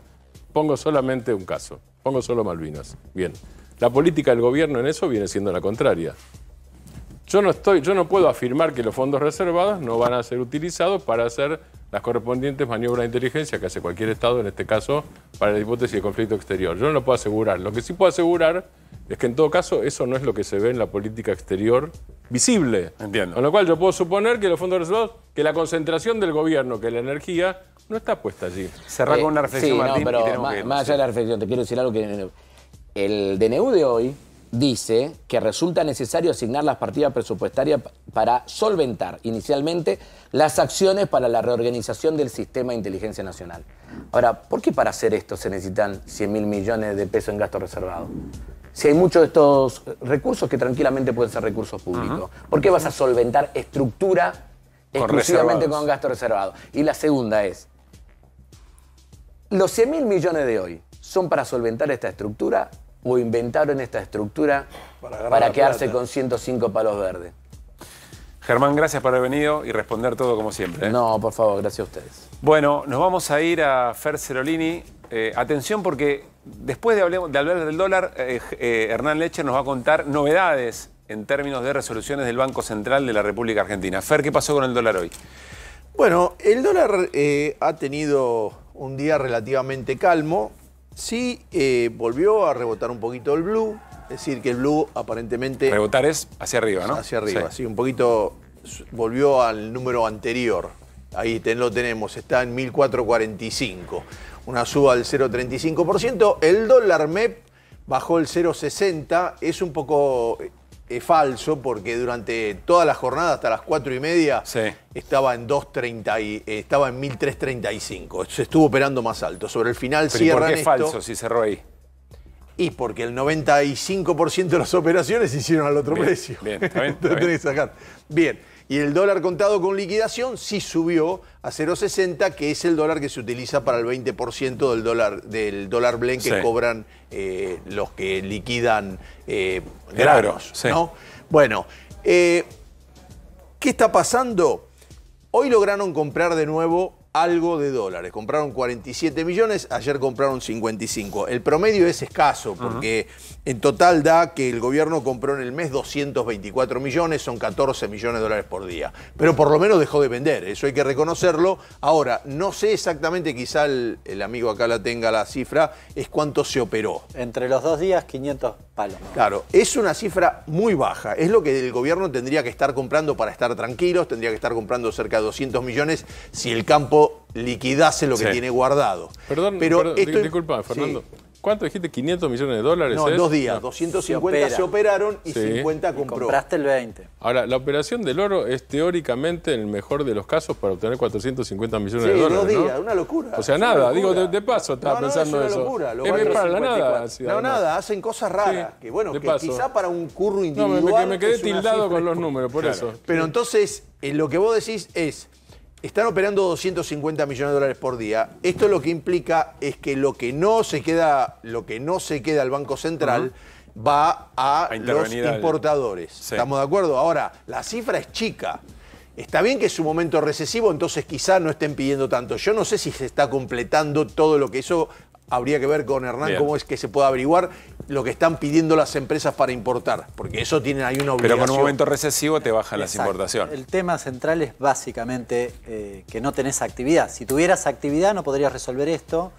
Hoy el Banco Central hace un ratito hizo 3 anuncios que, si querés, tensionan más sobre los dólares que acumula el Banco Central. Es un gran signo de interrogación. Noticia del día, ¿no? Sí. ¿Por básicamente, la primera es, vos viste que a los importadores mayoritariamente les estaban pagando en 4 cuotas. 25 al primer mes, 50 a los 60 días. Básicamente, cada 30 días le pagaban el 25. Bueno, se reduce a 2 cuotas de 30 a 60 días. Es decir, adelantan eso. Sí. Básicamente es una reducción de costo financiero, no resuelve el tema, porque digamos, básicamente no estás accediendo al dólar vista automáticamente para traer una importación que te resolvería algo de la tensión inflacionaria. Seguís mirando el CCL, dicho de manera sencilla, pero de alguna manera está recorriendo el camino de sacar regulaciones.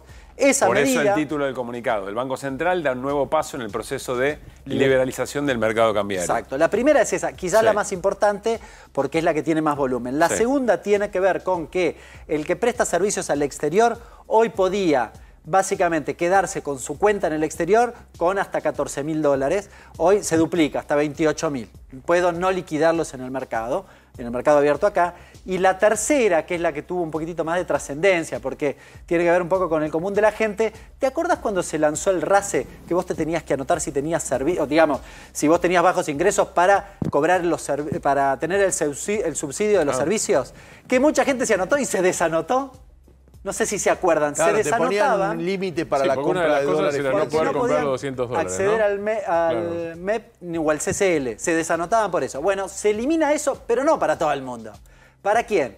Para aquel que básicamente tenía, supongamos, cobró algo en la pandemia o tiene este subsidio y quiere acceder a un crédito hipotecario. Si yo voy a comprar una casa, accedo al crédito hipotecario. Me dan los pesos, pero no puedo ir al MEP porque no puedo acceder al dólar. Es básicamente para ese segmento que te dirías más bien minoritario también. ¿Y cuántos dólares puedes comprar ahí? No tiene límite en esto. No hay límite en eso. Pero es ese segmento chiquitito. Te diría que de las 3 medidas, la principal es la reducción a 2 cuotas de las 4 cuotas de la mayoría de los lo hacen en un momento complicado, no se entiende mucho. Sí, esto es raro porque la verdad que no te sobran muchos dólares, ¿no? Bueno, gracias Hernán, gracias Fer. Quiero contarles que llegó el momento de ahorrar en combustible. ¿Sabías que si te pasás a GNC ahorrás miles de pesos por mes? Pensá en gas argentino, pensá en economía y medio ambiente, pasate a GNC. Nos vamos a ir a una tanda. Al regresar nos vamos a meter en algo que para QR es un tema muy importante. Tiene que ver con la violencia en la política, las redes como vehículo de esa violencia y el momento en que está desatado, diría yo, para ajenos y para propios, la violencia del gobierno a través de las redes sociales y algunos usuarios que no son funcionarios pero que parecen voceros paralelos, ¿no? O algo por el estilo. Decíamos nosotros, una suerte de policía del pensamiento dentro de las redes sociales con mucha eficacia, por ejemplo, para despedir funcionarios o para demandar el despido de funcionarios. Estará con nosotros Gabriela Ibi, creadora de contenidos de política y género en las redes. Alguien que trabaja en las redes sociales, que conoce esa lógica para contarnos qué es lo que está viendo y si estamos exagerando en nuestra preocupación respecto de un disciplinamiento de la opinión, disciplinamiento de los matices a la hora de evaluar al gobierno, hasta en personas que uno podría decir, bueno, pero están más cerca del gobierno que de la oposición. Todo eso después de la tanda, ya venimos.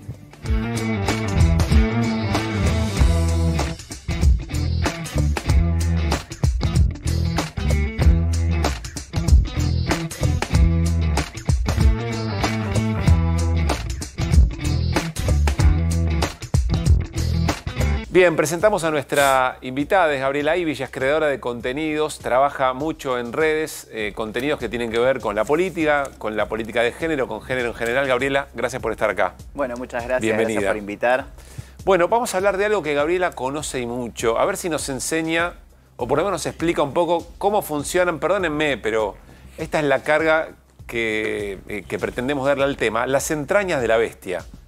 Las entrañas de un dispositivo que le ha ganado el lugar a la política y da la sensación que diseña a la discusión política. Vamos a repasar algunos casos de las últimas horas de cosas que ocurren en redes, pero que además ocurren bajo cuentas, en este caso la cuenta Red, ahora les voy a contar, es una cuenta que ha sido suspendida, que todo el círculo político del gobierno, y otros sectores aledaños atribuyen a Santiago Caputo, a alguien que no tiene un cargo específico en el gobierno, pero que es el asesor y además es la tercera persona más importante del gobierno, Santiago Caputo, que en las últimas horas tuiteó esto: dedicado al Topo Rodríguez, un ex diputado nacional, dirigente político, Diego Sheikman, periodista, la ANMAC, hoy hablamos de la ANMAC, porque es quien regula la tenencia de las armas de fuego. Los que manejan híbrido, me mataron ahí, no sé qué es, y al enfermo mental que le puso bioeconomía a la Secretaría de Agricultura, Ganadería y Pesca, yo intuyo que este es Vitela. Vilela. Vilela, perdón, el funcionario que echaron. Pero alguien firmó el decreto llamándolo así. ¿Cuál es el enfermo mental entonces? Volvamos porque un segundito, porque eso tenía además una imagen que es esa, la de armas de fuego. Da toda la sensación que la red social X de Elon Musk, qué contradicción, le bajan la cuenta, le suspenden la cuenta por el tipo de contenido que estamos subiendo. Claro, pero hay sin más. saber quién era, automático bueno, lo hace la máquina. Uno supone que no. Yo supongo que lo hace automático eso. No, Sí. no, por el tipo de imágenes. Sí, sí, sí. Bueno, ahora vamos a ver cómo funciona esto. Vamos con algo más. La misma cuenta, horas antes. Solo gente que no entiende la crisis de proporciones bíblicas que el presidente de la nación está evitando puede estar pensando en algo tan chiquito como sus propios intereses, generando discordia entre los propios ingratos. ¿A qué se refiere? Bueno, le está hablando de Tano Giuliani, que es otro de los voceros paraestatales, troles, si ustedes quieren, que tiene el gobierno, pero que en realidad parece estar más del lado de Victoria Villarruel y frente al enfrentamiento entre la vicepresidenta y el presidente se para del lado de Victoria Villarruel. Te recuerdo que vivimos en una democracia y que cada uno tiene el derecho a bancar a quien quiere, a no ser que tengas otra cosa en tus planes.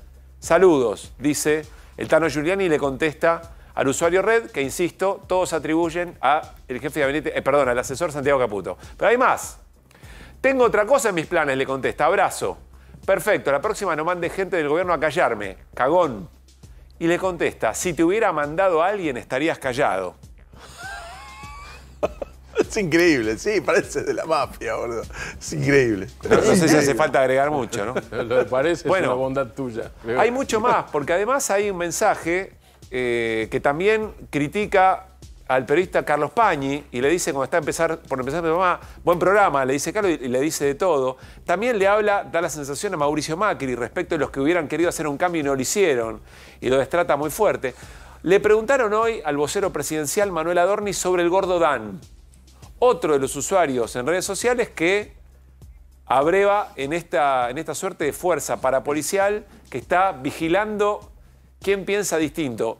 Muy llamativo que en general lo hace sobre personas que deberían estar más cerca de Milei que, por ejemplo, opositores, a excepción del Topo Rodríguez. Que es el que los echa, que tiene un streaming que dice, hoy anduve echando gente, por ejemplo, ¿no? A mí me dejó intrigado lo de Sheikman, porque es un tipo bastante medido y cercano al gobierno. No entiendo qué. Bueno, por eso te digo, llama la atención. Bueno, le preguntaban a Adorni por el gordo Dan, y esto decía Manuel Adorni. El gordo Dan, como lo denominás vos, primero alejémonos un poco del mundo Twitter porque si no es difícil. El único vocero del presidente y del gobierno soy yo. El gordo Dan realmente desconozco cuáles son sus actividades. Entiendo que tiene alguna amistad con alguna persona que trabaja aquí en Casa Rosada y por supuesto es un gran tuitero y creo que tiene bastante éxito en las redes sociales, pero desconozco a quién te referís, sinceramente. Más allá de que, por supuesto, tengo conocimiento de la existencia del gordo Dan, bajo el nombre de Daniel, que recién mencionaste, pero no entiendo qué relación tiene un tuitero exitoso con el suponer que pueda ser vocero del presidente. Bueno, uno piensa que si Manuel Adorni reconociera que el gordo Dan trabaja en la construcción, en la batalla cultural, en la presión, en el intento de disciplinar, no podría decir que efectivamente lo hace. Gabriel, otra vez, gracias por estar acá. ¿Qué estamos viendo? ¿Qué es esto?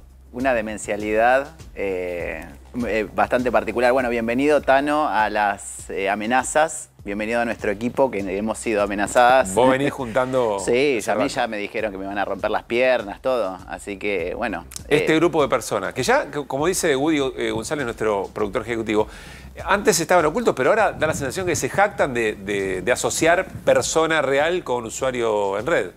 Se asocia la persona real porque medio como que lo fuimos desenmascarando diciendo, bueno, este es tal, pero vos fíjate que directamente ahí el que supuestamente es Caputo, sí, porque yo no voy a decir es Caputo, pero es Vox Populi. Sí.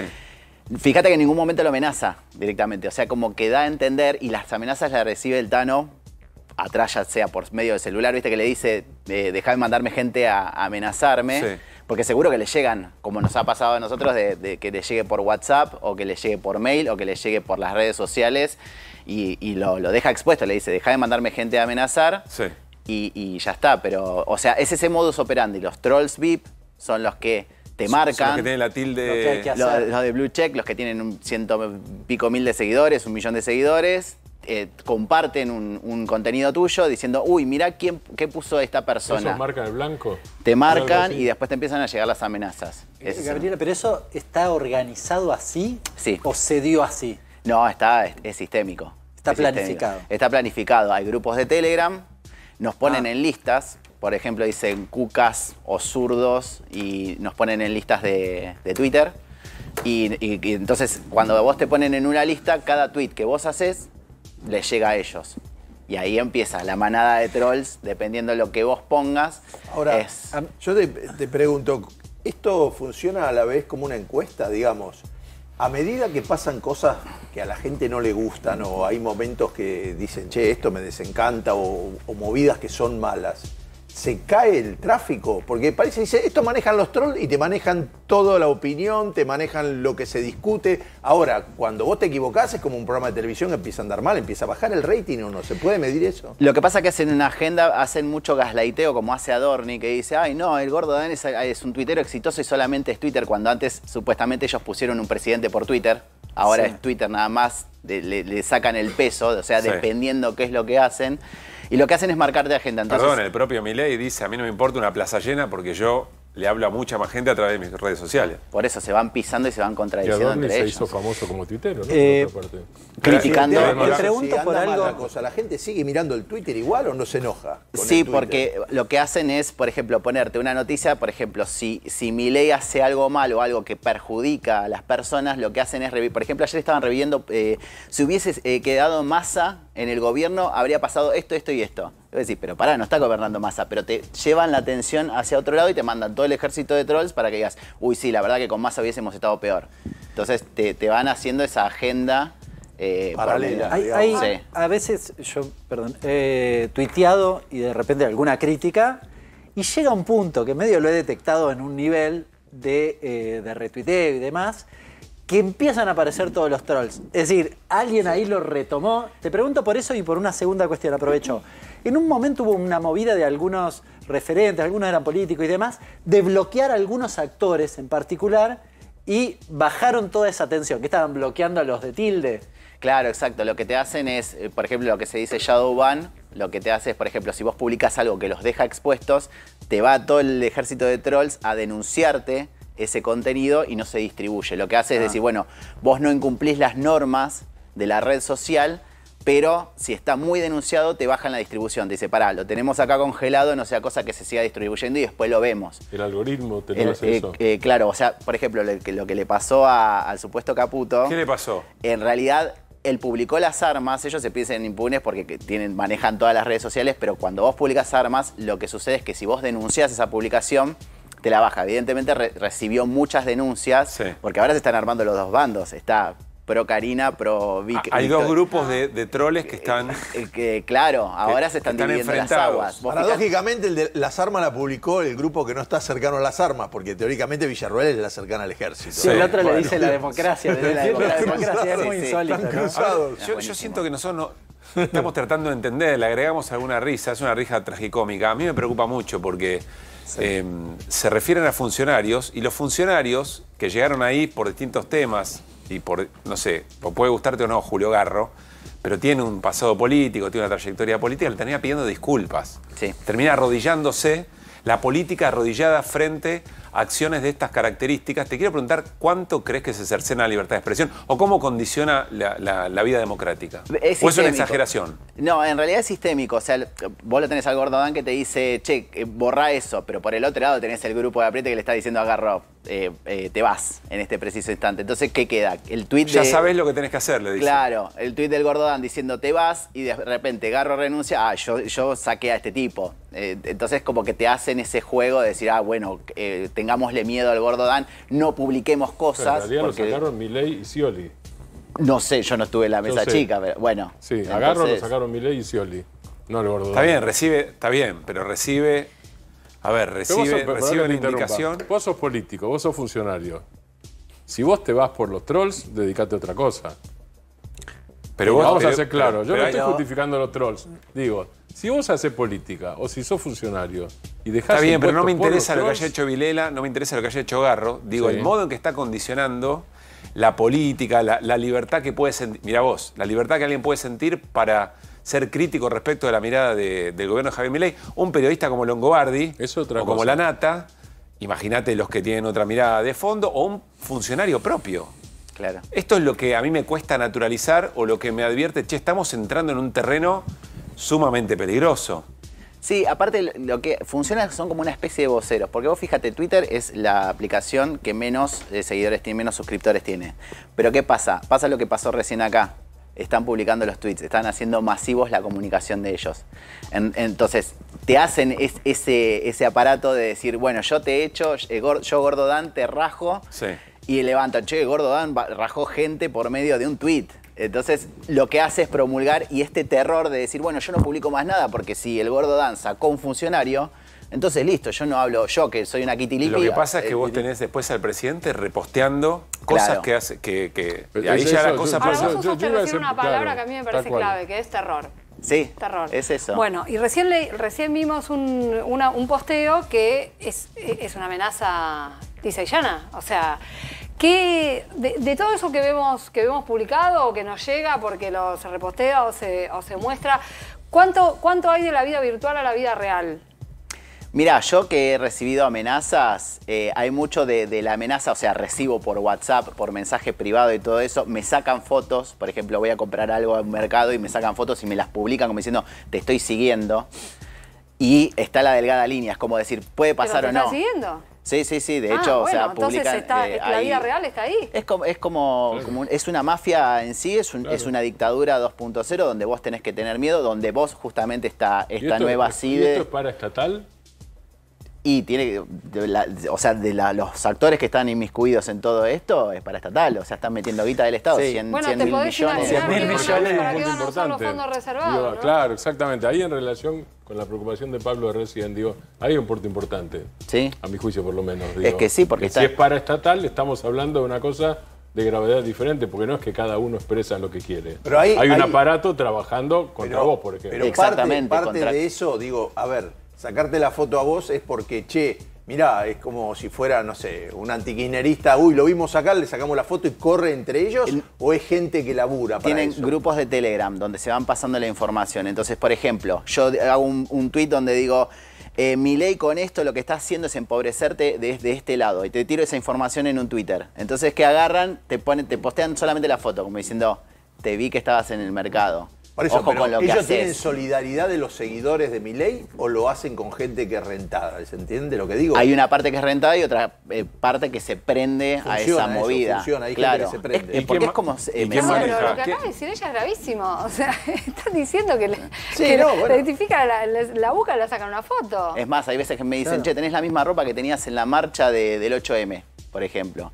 O sea, van en el... Vos no lo sabés, ni te acordás. Pero después decís, a ver, sí, tengo la misma ropa. ¿Qué es doxear?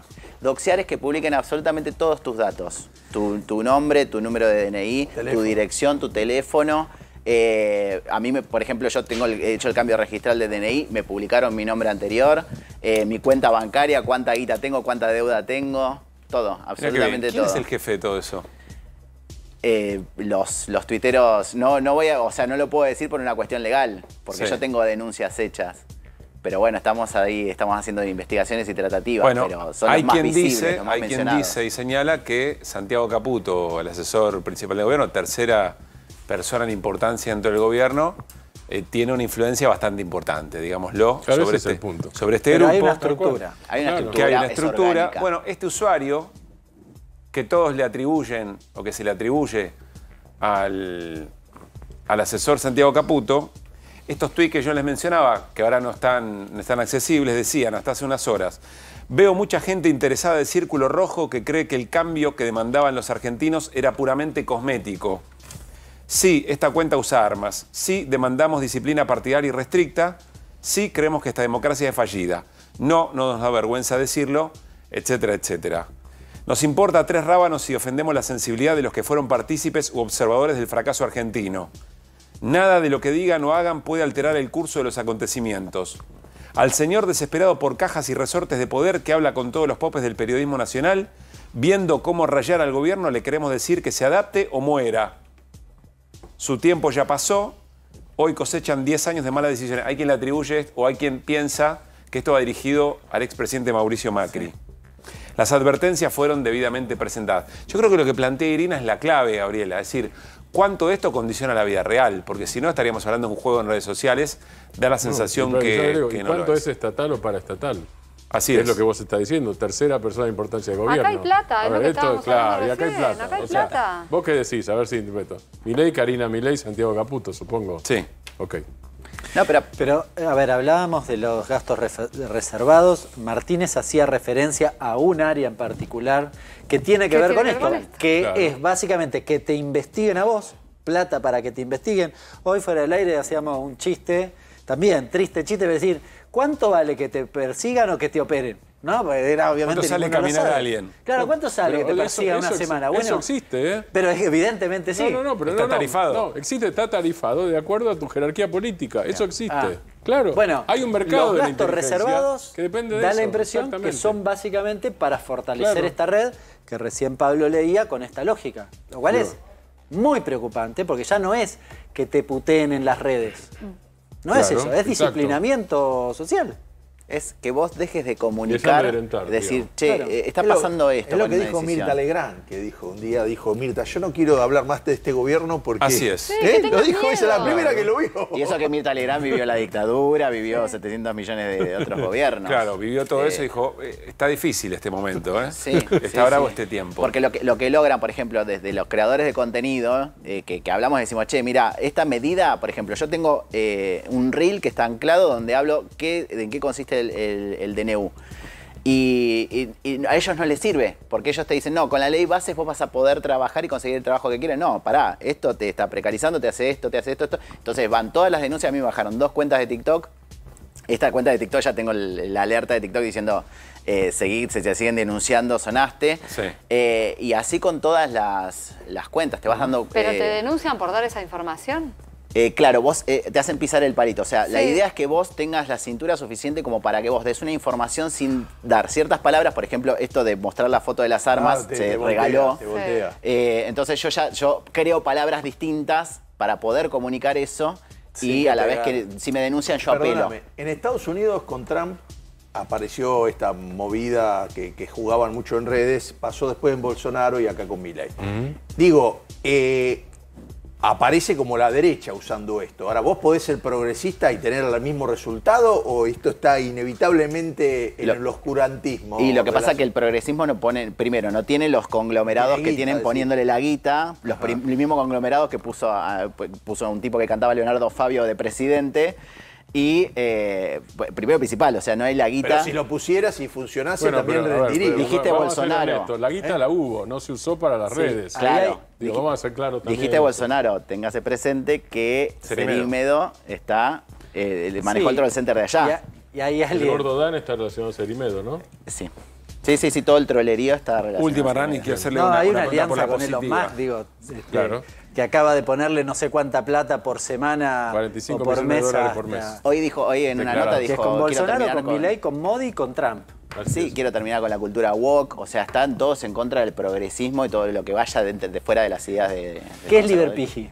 Liberpigi son los libertarios termos, los que son, ese es mi presidente, eso es lo que yo voté, o sea, te tiran medidas precarizadoras y no, es mi presidente, yo voté esto. es el que va, el que sigue. Así se el cague de hambre. Vos instalaste ese concepto. Yo instalé y parte de lo que me doxearon fue por decir Liverpool, porque les molesta que le diga Liverpigi. Bueno, una última pregunta por la positiva. Si vos trabajaras con algún dirigente de la política que te dice, che, ¿cómo recuperamos la política desde otro lugar? ¿Cómo se sale de esto o cómo escapamos de este laberinto violento? ¿Qué le dirías? Yo lo que siempre digo cuando voy a charlas es creen en contenido. No importa porque hay gente que me dice, no, yo no me animo, yo tengo 2000 seguidores. Vos dale con los contenidos. Te gusta dibujar, hacerlo por medio de ilustraciones, hablá, bailá o lo que sea, pero vos comunicá desde tu sector cómo perjudican todas estas medidas y qué medidas pueden beneficiar a tu sector, a tu entorno, a tu gente. Porque, o sea, son pocos creadores de contenido con muchos seguidores y lo que podemos hacer es con muchos creadores de contenido con pocos seguidores poder informar y ir contra... Es un poco decirle, habla de la realidad. Habla de la realidad. Pero usando, digamos, las propias redes. Las propias redes. Generando contenido. Y paciencia porque hablar de esto te van a denunciar. No quieras conseguir muchísimos seguidores porque con el shadow baneo y todo eso te van a tirar. No vas a ser un influencer de 700 millones de seguidores, pero dale porque nos están bloqueando de todos lados, incluso los medios. Los medios, los más hegemónicos, no tenemos voz ni nada y al contrario, nos tiran todas las noticias en contra. Perdón, ¿quiénes? Y La Nación Más. No, los medios no les dan acceso a quiénes o bloquean a quiénes. Por ejemplo, ¿Quiénes son nosotros? Laburantes, personas de la comunidad LGBT, estudiantes de, por ejemplo, de universidades públicas. Siempre tiran en contra de, sí, no hay papel higiénico en las universidades públicas y listo, ese es el relato para terminar con la financiación. Y yo que estudio en una universidad nacional y que tengo mucha gente que decimos, si no tenemos acceso a la universidad pública, no tenemos acceso a tener un título universitario y tenemos un montón de argumentos para defenderla, pero no nos dan el espacio. Que no aparece, si vos te metés en una noticia y querés opinar, te borran. Te borran, te la denuncian, te tiran 800 millones de noticias que te van a contradecir eso. Es todo sistémico. Gabriela, gracias por haber venido. Yo tengo la sensación que vamos a volver a conversar porque, insisto, conoce Gabriela las entrañas de la bestia y creo que a veces tenemos una mueca de risa respecto a las barbaridades que estamos observando, pero todavía no nos damos cuenta del intento de disciplinamiento que hay respecto a la expresión y cuánto eso significa en una democracia. Y en una política se juega mucho en estos lugares y en redes sociales. Gracias de verdad. Gracias por invitar. Vamos a ir a una tanda. Al regresar en QR nos vamos a meter en elecciones muy importantes. Por supuesto, las de Estados Unidos en noviembre y todo lo que pasa con el enfrentamiento entre Kamala Harris y Donald Trump. Pero el domingo hay elecciones en Venezuela. Y otra vez aparece el régimen chavista, como suelen decir, en la crítica hacia la República Bolivariana de Venezuela y su gobierno y la concreta posibilidad de un espacio opositor que le va a dar pelea. Lo vamos a charlar con Marco Teruggi en minutos nada más.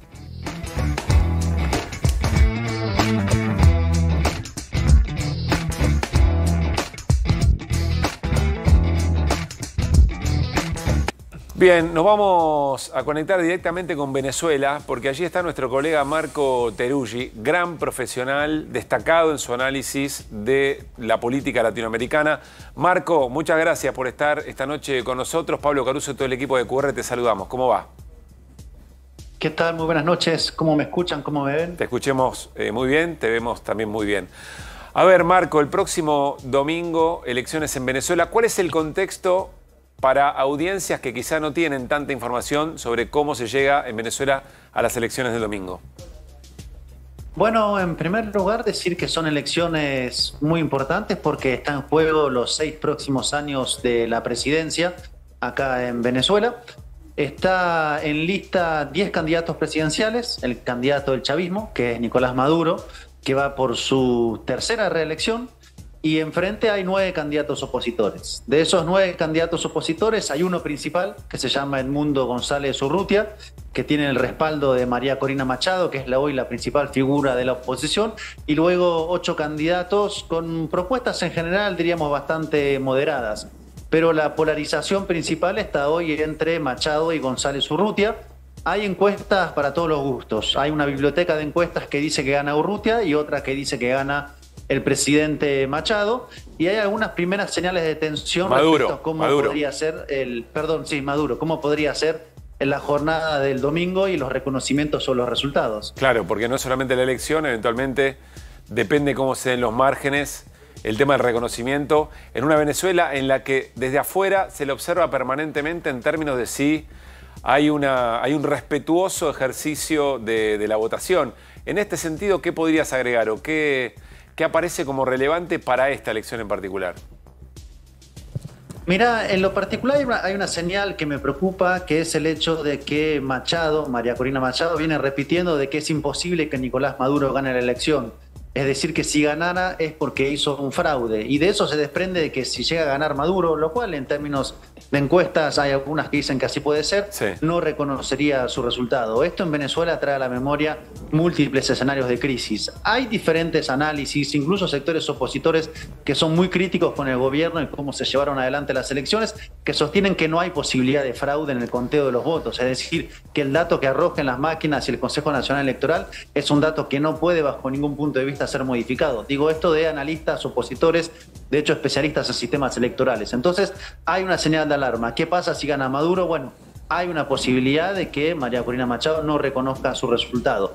Del lado de ellos, la pregunta es ¿qué pasa si pierde Maduro? ¿Empieza una transición hasta enero para que cambie el gobierno en Venezuela? Recordemos que hace 25 años que está el chavismo en el ejercicio del poder político. Es el proceso hoy por hoy más viejo del continente.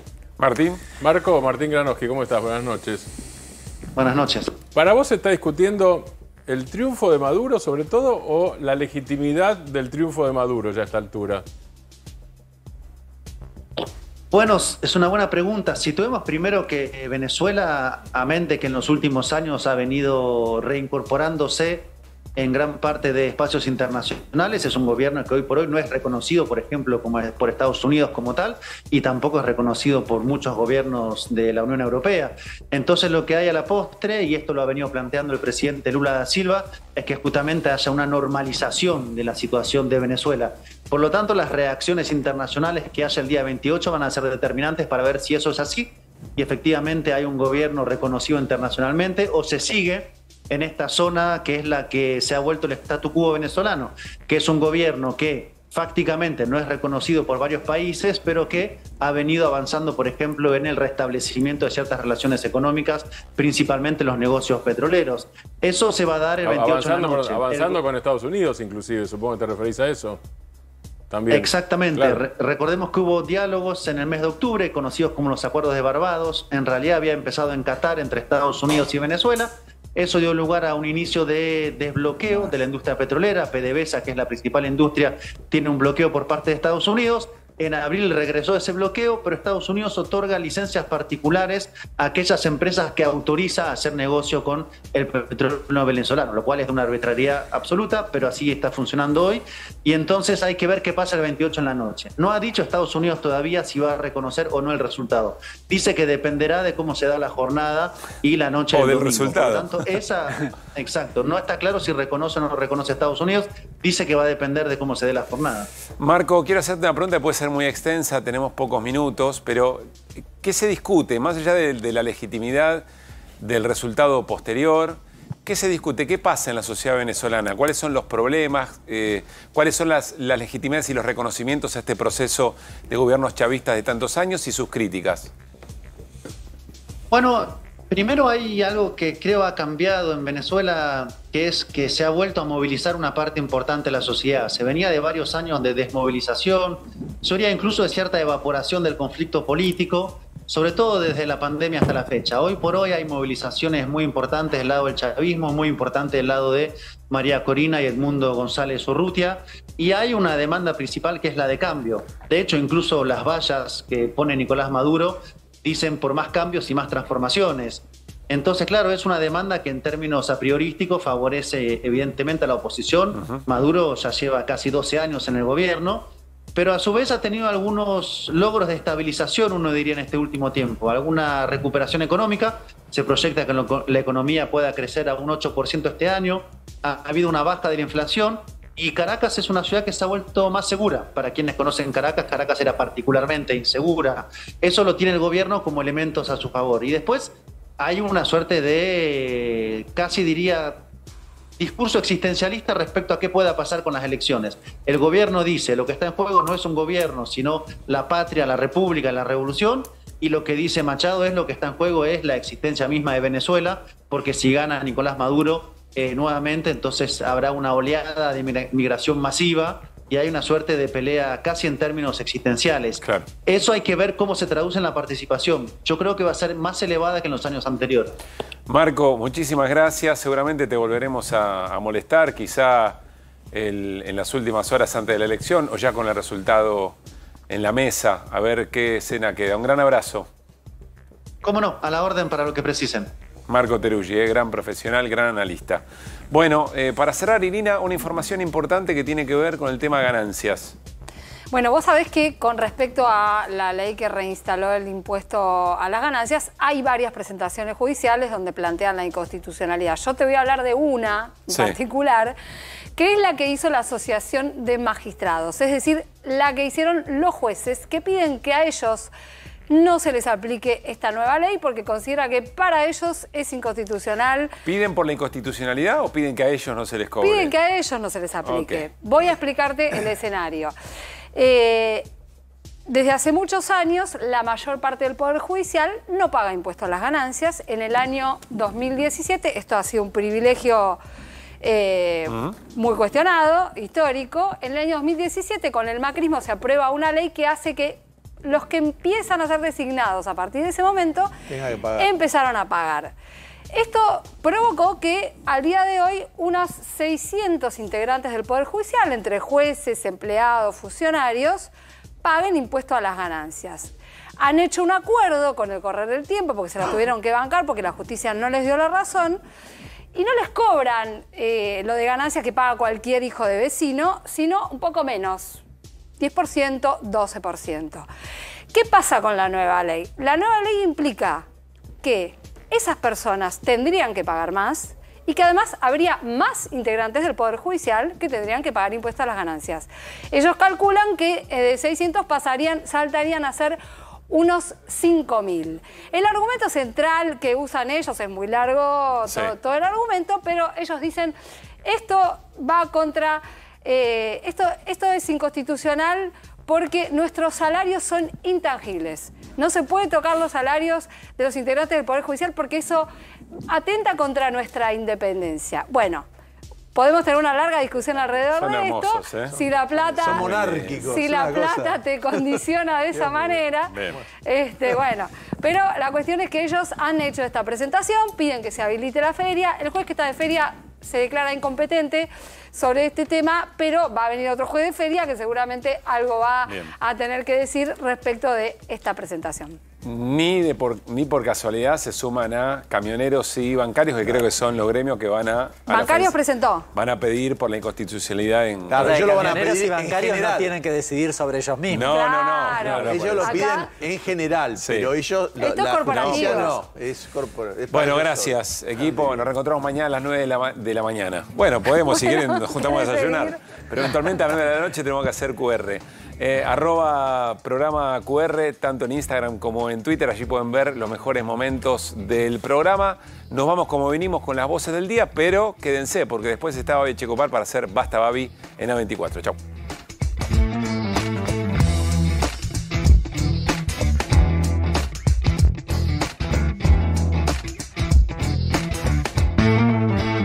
Y si yo hubiera provocado una ruptura, bueno, hubiera dejado a algunos contentos, a algunos que no la quieren a Cristina, pero no le hubiera hecho bien al gobierno. Hubiera puesto al gobierno en un momento de extrema debilidad institucional. Alejémonos un poco del mundo Twitter porque si no es difícil. El vocero, el único vocero del presidente y del gobierno soy yo. No hay una salida con el esquema actual, porque se hizo un esquema de políticas económicas que incluyó un ajuste tremendamente nocivo por la forma, por los contenidos, para el sistema productivo, que terminás siendo un fracaso político en cualquiera de las alternativas, por eso decanta en la dolarización. Entiendo que fue en el marco de visitas humanitarias a ver cómo estaba funcionando el sistema penal y en el medio pasó esto, pero me parece que fue una cuestión al tiempo y sin ningún tipo de sentido. Quiero decir algo, pero respetuosamente y suavemente. Si sería empresario, no me metería ni en una privatización ni en ninguna compra que haga este gobierno. Hay que dar un golpe, particularmente en la provincia de Buenos Aires, al kirchnerismo, para que en el 27 la provincia de Buenos Aires, mi querida provincia de Buenos Aires, deje de sufrir lo que es la plaga maldita del kirchnerismo. Nosotros venimos observando que el conurbano, y principalmente la tercera sección de la provincia de Buenos Aires, la zona sur del conurbano, es el talón de Aquiles de Javier Milei. Es lo que era la zona centro del país para Alberto Fernández o para el kirchnerismo, ¿no? Es curioso porque de decir que van a adolecer que el peso del excremento, pasaron a intervenir en el mercado de cambios contado con liqui. Eu fiquei assustado com a declaração do Maduro, dizendo que tinha de perder as eleições e meter um banho de sangue. Aí o Maduro tem que aprender. Quando você ganha, você fica. Quando você perde, você vai embora. Vai embora e se prepara para disputar outra eleição. Então eu estou torcendo que aconteça isso por bem da Venezuela. Yo siempre quise defender a la selección argentina y a los argentinos, así que todas las demás interpretaciones, la verdad que paso por alto y no me ofendo.